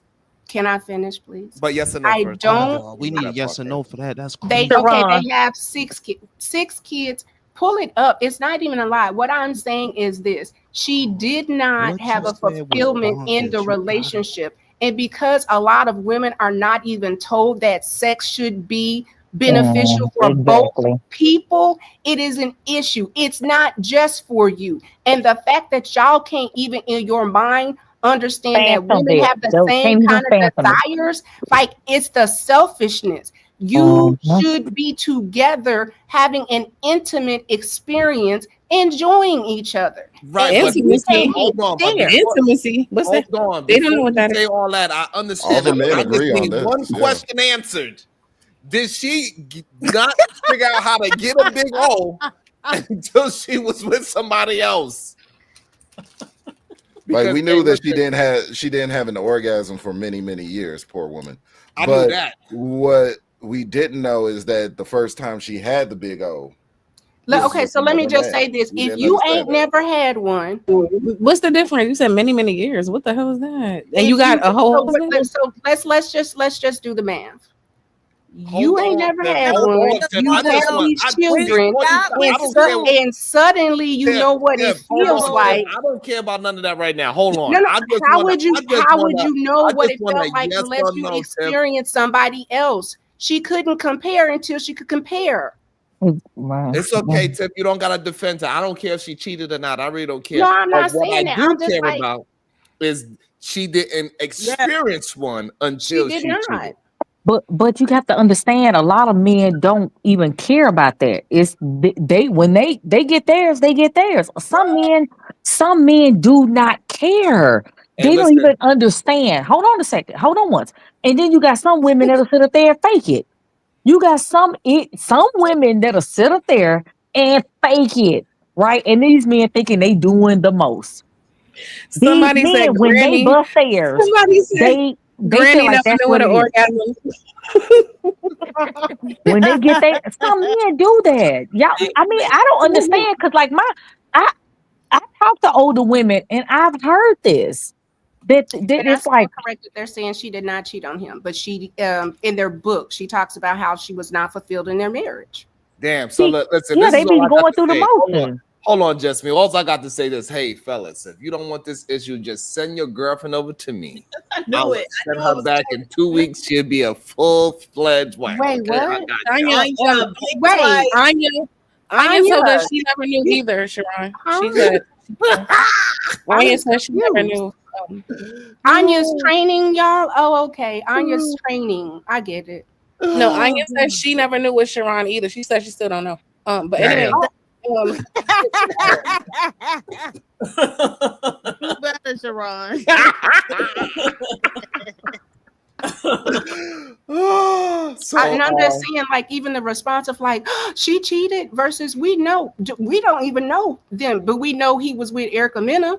And just the thought of, oh my God, okay, I'm sorry. Like, come on. We know DJ Khaled does not perform with Condoleezza. Why do we know that about you, sir? But then she got You're all about not fulfilling your wife or her needs. And it's And weird. she got to put his stomach on her forehead every night. Jesus. That's disgusting. Why did I mean the visual though? Was that quite necessary? Hey, listen, I do understand keeping your head above water. You know what I'm saying? Wow. Literally. but Sharon, this is the thing, right? You got some men, hold on a second. You have some men that go through the motion, right? And because they achieve that climax, they feel like, oh, everything is good. And then they look at a woman crazy when a man literally can say stuff to her, or she can read a book, right? You know what I'm saying? She can read a book and get into, and then she can have one, but he can't accomplish that. You know why? Because he's being selfish. Some men are very selfish. They get theirs, and that's what it is. And guess what? When he get his, she end up pregnant. Now she has a baby. Goddamn. You get what I'm saying? Now she's pregnant, and there's no through la line and no intimacy and no, and it's women. I have had women who are in their 50s has said they don't know what an orgasm is. What's that? What the And fuck? they have children. It's quite. They have children. Y'all think I'm playing. Y'all think I'm playing, and that's why it make me so angry when I hear these people on these Oh, what you panels. said? You said it was a cute black couple. What? Damn. Hey, listen, I'm glad I never. Hey, listen, I only been with. Y'all heard it. women. Y'all heard it. I only Heard been what? with 3 women in my life. You know, Well, the 3 women nice. that had my children. That's my story. It's most likely swinging. That's what I'm sticking to it. And I'm glad I never had that problem. That is a weird problem to have, in my opinion. But if you look it up, that study says most women do not experience the big O. So it's a common thing. That most women don't climax with the in and out. They need more stimulation. So if you're not aware of how the woman body works and you're not learning your person's body, is that on the women too, to learn their body as well, though? Are the women? Yes and no, because 100%, yes. Absolutely, yeah, but they be saying, is masturbation a sin? Is what a sin? Yeah. Well, what that have to? I don't know. That has nothing to do with it. That's how you gonna learn your body if you're not touching yourself. Wait, Steph. The way to get there go my shirt over my head. Oh my. You nasty, Shiron. You nasty. Wait, but that has nothing to do with like what you would have to know during the act. You're not gonna find in masturbation, right? So that's a different thing. Because you pleasing yourself doesn't have anything to do with pleasing with somebody else. Well, intimate. I thought if you but men can fake it too, just like women can fake it. Men can fake it too. Absolutely, we get tired. They can fake it too. Exactly. So I mean, that's what I'm saying. People need to get to know each other. You get to know each other. You'll know. Like maybe I'm old. Like I said, maybe I'm old. God dog. Get separate living accommodations, and you'll know. You young man. That's what happened. Did you like? I'm tired. We are not old. Men get tired too. Shiron, do most men care though, for real? Like, do they care? Pleasing women. Clearly, I always cared about that. But it seems as if majority of men do not actually care about it. The more we have the conversations and I hear them talk, it seems as they don't really care. As long as they get theirs, that's the only thing that really matters. Like it's one thing if you if it happens a little too soon, because usually I guess for most men, they don't understand that. Usually when you're about to, that's usually because she's about to as well. That's when the intimacy gets really strong for both partners, right? Usually. Sacred prayer. And so sacred prayer. They like, hey, listen, I'm just going to get mine. They can't even regulate themselves to pull out, which is nice. They don't have that discipline. I mean, it goes back to that discipline. It's just weird to me personally. Yeah, I like to perform. I like to do my best to be the best at everything I do, including that. I want Black women to be 4B or marry me. I listened to Lucky. She did a pod this weekend, and she said something that blew my head over. She said being a girlfriend was a scam. She said you are a rent-a-wife. You are getting miles. And don't do it. And she was like, if we can't just get married because we want to be together, then we can just be friends. And I was like, well, my God, on today. I'll tell you why. Because it takes time to get to know if this is somebody that you should be dedicating your life to.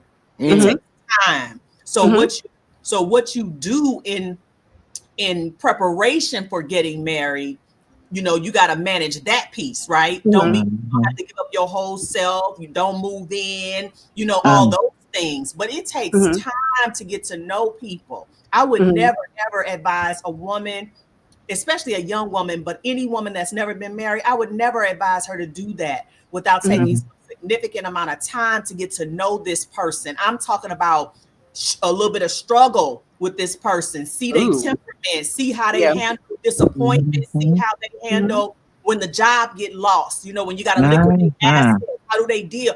I'm telling you. So courting, bringing courtship back? Not necessarily courting. She's not talking about courting. She's talking about the courtship. courtship. Yeah, right. She's not talking about necessary courtship, right? Because everybody's going to treat you nice when when things is good. It's how that person Amen, Dr. when That's not courting? no, that's not No, courting. no. That's not courting. Those of you all who are married and have found your person, Mm-hmm. and you're with your person, Mm-hmm. they may or may not understand, right, where I'm I coming don't understand outside. I don't have, and that's the one thing that I can say. Hey, Tip, let her finish, please. I don't Please let her understand. finish. Tip, let her finish, please. She didn't get Yes, it out ma'am. all the way, too. Can she finish? Please. Hey, so Tiff must, hey, because ladies have an issue with finishing. So Tiff, please. No disrespect, Tip. Just can she finish, please?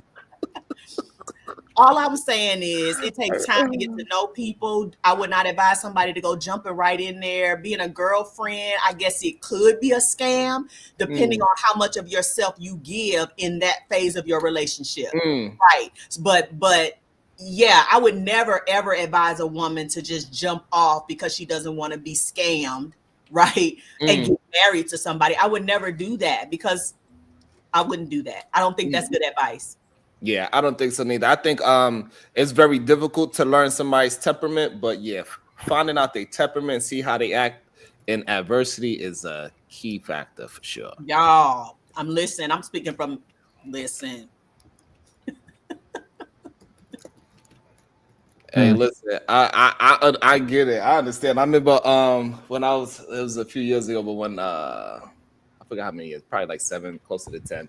But when we was first trying to buy my first house I was buying, and like everything was going perfect. So we out of the situation. I have no place to stay. Like it's already solidified. We moving here. We knew we going like we already packed our shit. We got just the bed, we got an air mattress in there. And that's all we got because in 3 days we leaving that joint. And then so what you about to do, you an escrow, you gotta hold the down payment and all these things. You can't spend no money.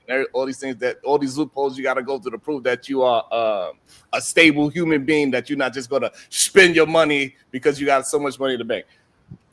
Man, I tell you, 2 days before we gotta give the bank this money, I got hit and I was negative $30,000 in my bank.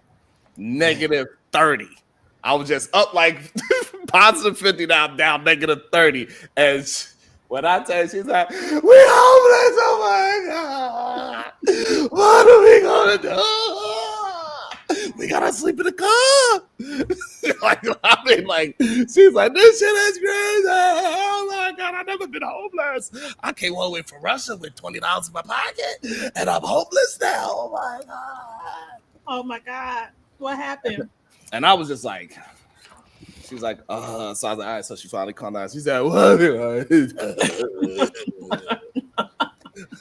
I was like, here's a drink. Give me a day. We gonna get through this. And then but like on the day, like so this whole time, like I'm lying to these folks. They like, "So you got it? Everything's okay?" "Yes, everything's okay. We going through with it." I'm just like, I don't know how the F I'm gonna get not only the negative 30 to get it back to just 0, but also I need an extra 30 just to get into to solidify everything. So really I need like 60 in 2 days. And man, when I tell you, I was lying to those folks all the way up into when we signed it. Like I got the money like maybe like a half an hour before I actually had to sign the paperwork and prove to them that I had the money in the bank account, and everything worked out fine. But good. She seen how I was calm. That calmed her down. Because if I was sitting next to her crying too, oh shit, we gotta stay in this goddamn Honda Accord. I don't know, whatever. You know what I'm saying? Like, I don't know how if we'd have made it to almost 2 decades. You know what I'm saying? So, but I didn't just scream and curse and start breaking stuff and go on a binge. I just did whatever I had to do to go get that bread. It is what it is. And I usually stay away from having these conversations because when we talk in relationships, y'all, it's so much gray area. You can't put you court for 6 months, 6.5, 2 months, and then you date for 6.5, 2 months, then you court for another 3.5, 0.5, 3 months, and then you marry at the 2.5, 0.6 days. it's so much gray area, right? How can you really tell somebody how much time it takes? It's going to depend on the people, You can't. they're You really looking can't. for, what you've seen, what your expectations are. It's just so much gray area. But what I do know that I'd be willing to take to the bank is that it takes time to get to know people. Mm-hmm. If you're going to bring your life together with somebody, you ought to know who that person is and have a clear understanding about how they ebb and flow. That's all I'm saying. And also, I want to tell all the fellas this is also when your woman see you go through something so traumatic as that, like and you figure out a way, you hit the home run at the last, you hit the buzzer beater. It is going to be damn near impossible not to give her that big O. Because she be like, oh my God, I can't believe you did that. Legs like, That will make a difference. That will add a little factor into it. we had to get a new bed. Like, oh damn, Mhm. all right, gotta get rid of this one. This one ain't gonna work. I ain't gonna make it. Yeah. I hear y'all, but I don't think it takes 7 years either. Like the way No. You're right, Dina. It don't take no 7 years. I don't know how much time, but it takes time. That's all I'll say. It takes time. It does. Now they be dragging people through the mud. It'd be like 3 kids in, 9 years in, and it's like, well, I just wasn't ready for marriage, sir. You've been in a marriage for 9 years with 3 kids. I ain't gonna lie, I did have the same hairline since I was born, so it is what it is. It was always like that. Somebody said, "Oh Lord, you ain't got that just for men." Well, you know, some of your comrades start putting that one bead in their beards, and we know it's. We can see the dye. They make a soft black. You know what I'm saying? That's why I be trying to tell them, Sugar Boy. That's why I don't really bother when they talk about my hairline. Like, hey, listen, y'all think my hairline been pushed back, but this is what it was born with. It haven't moved. This is where it's at. I'm good. That's why I ain't cutting it, because it's still in the same spot. Well, the people that's smart say they got a big forehead. People that are smart got a big forehead. Hey, listen, this is why Robin, this is why I tell people all the time, like, yo, Hamp look like he is part of my family for real. Like, he look just like my cousins for real. Like, I'm talking about grown ass cousins today. If they was be on a panel together, they same temperament, the way how they sit, the way how they talk, like the whole thing. It's like almost, I'm like, it'd be crazy to me sometimes when I see him talk. It's like literally looking at my cousin for real. But I think we did good. I was trying to stop it at 3, but y'all wanted to keep on going. Shit, I was trying to stop. Oh dang, we're supposed to be here an It hour. was fun.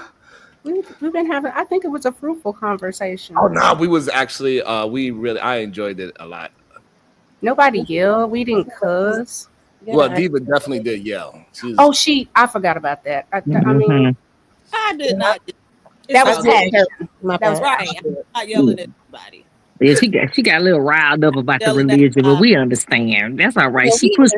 We as women, we understand. She pushed us to another level to do research. Okay. Yeah. We didn't look at that as negative. You know what? It's a sister circle. Yeah, it wasn't meant to be anything. That Exactly. Ladies' night on Fridays. Hey, we can make this the thing. We're gonna get Dr. G started. She's gonna start doing her lives now. She put YouTube with the warning. She said, hey, listen, I'm ready to start going live. So the next time she could absolutely do it. And we're gonna support Dr. G, get her those hours because she needs those watch hours. We're gonna get Venus to get back in business as well. Yeah, Venus, me too. Don't forget.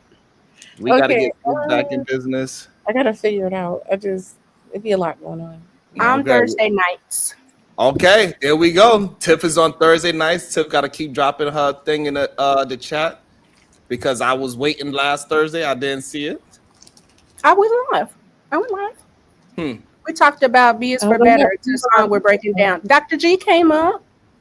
Oh, that little rapper. I see her everywhere now. Yes. What little I rapper? like her. I like that little song. The song.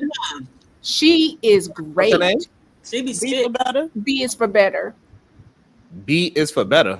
I'm gonna I'll B is put for Gracie. Goddamn, what the hell she talking about? no, it's you know what, Shiron, it's a freestyle, and when she talked about it, baby, it broke my heart that she had all of that right there, and it was like, shit. Gotta make an announcement. We got Tato. Absolutely. I got $500. we're absolutely rescheduling the debate for sure. Because little podcast, he hurt himself in all the ice and snow. He had a little accident, so he get himself back together. And we're gonna reschedule it sometime soon. Yeah. Conversations with MJ. Don't forget to respond to your email, Shiron. Good show. I got you, beautiful. Because me and MJ, we're about to cook up something nice and lovely as well. We're gonna be working this year for sure.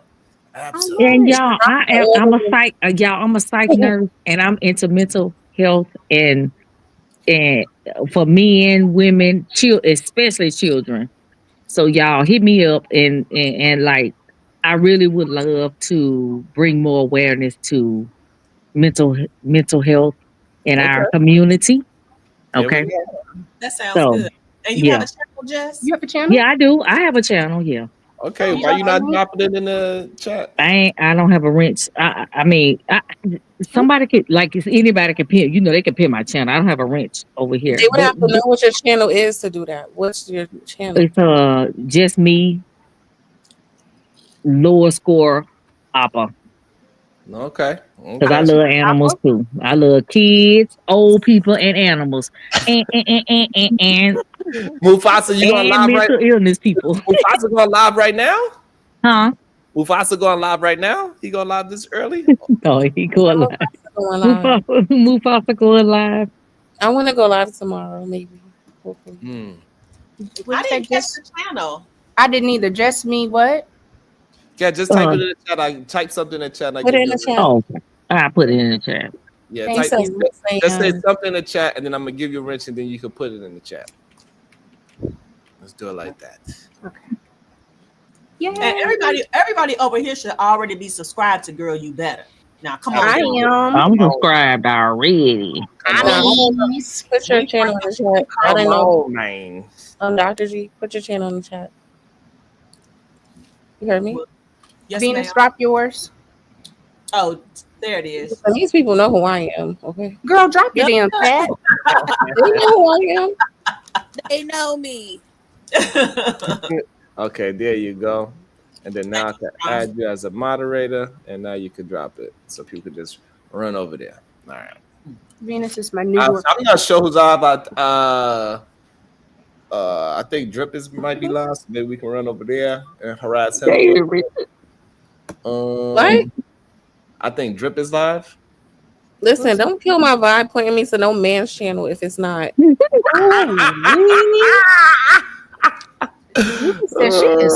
going to bed. Thank you, Venus. I'm going to bed. Thank It's you. only like 3 of y'all that we even want to talk to at this point. So don't be trying to send us.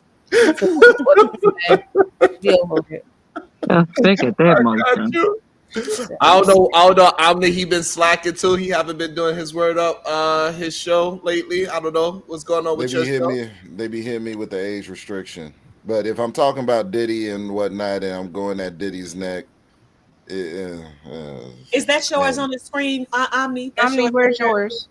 Yeah, it's right there. I didn't know you got a channel, Omni. Oh shit! I got 7 now, but drop it in the thing so we can just copy. Yeah, I got 7 different ones. Most of them are faceless. And also, Dr. G, right now I'm focusing on my gaming content. You use OBS, right, Omni? Do the faceless ones do XSplit. well? Yeah, the faceless ones do well. You got is OBS hard to edit with?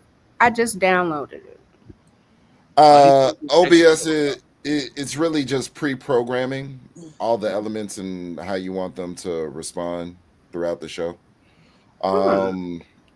I use XSplit because it's easier for me to use XSplit, but you got to pay for XSplit, so that's the only thing. They do have a lifetime subscription though. So ladies, I'm gonna go live tonight. Give me like 30 minutes if y'all want to continue the conversation. Oh, y'all young. Golly. Oh, Venus, I'm gonna catch you on the replay. If y'all want to, if y'all don't want to, I won't do it. I'm just saying. No. Do it. I'm old. Do it for the young people. But she says she don't want to be talking to herself. Exactly. I'm old. Is pretty.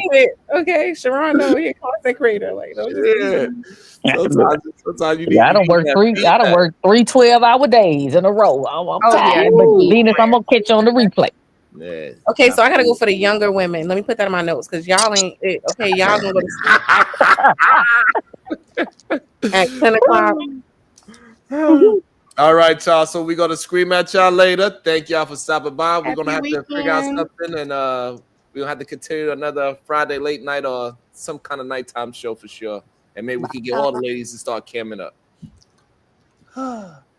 Shiron, I cam up. I don't mind camming up. I cam up. Yeah, It's just I work 12 hours, three days in a row. And I'm tired. I'm in the bed. Y'all don't want to see me like this. I got hair down. So I here. will respect your panel and cam up next time I come up. Thank you. I appreciate you. Okay. Yep, Eva too. I did not get his thing, the Omni guy. Oh well, he'll be back again. He'll drop it again. I don't have it on He hand. right here. Oh, he left. Oh shit. Yeah, he just. And he got 7 channels, so that's we don't know. Okay. Which one he's gonna push out there.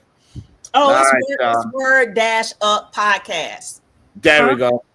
Word Dash Up Podcast. I just And after tonight, Dr. G is gonna be start pushing out her live and her 10-minute videos and all those things as well. Yeah, we're gonna force Dr. G to push out content. She ready. Y'all help me get monetized, please. I would really like to bring money into my home. I've never not worked this long, and I don't like it. No doubt, we got you. Every Thursday night, we're gonna be having that tiff. yes. Let's do it. Bye, y'all.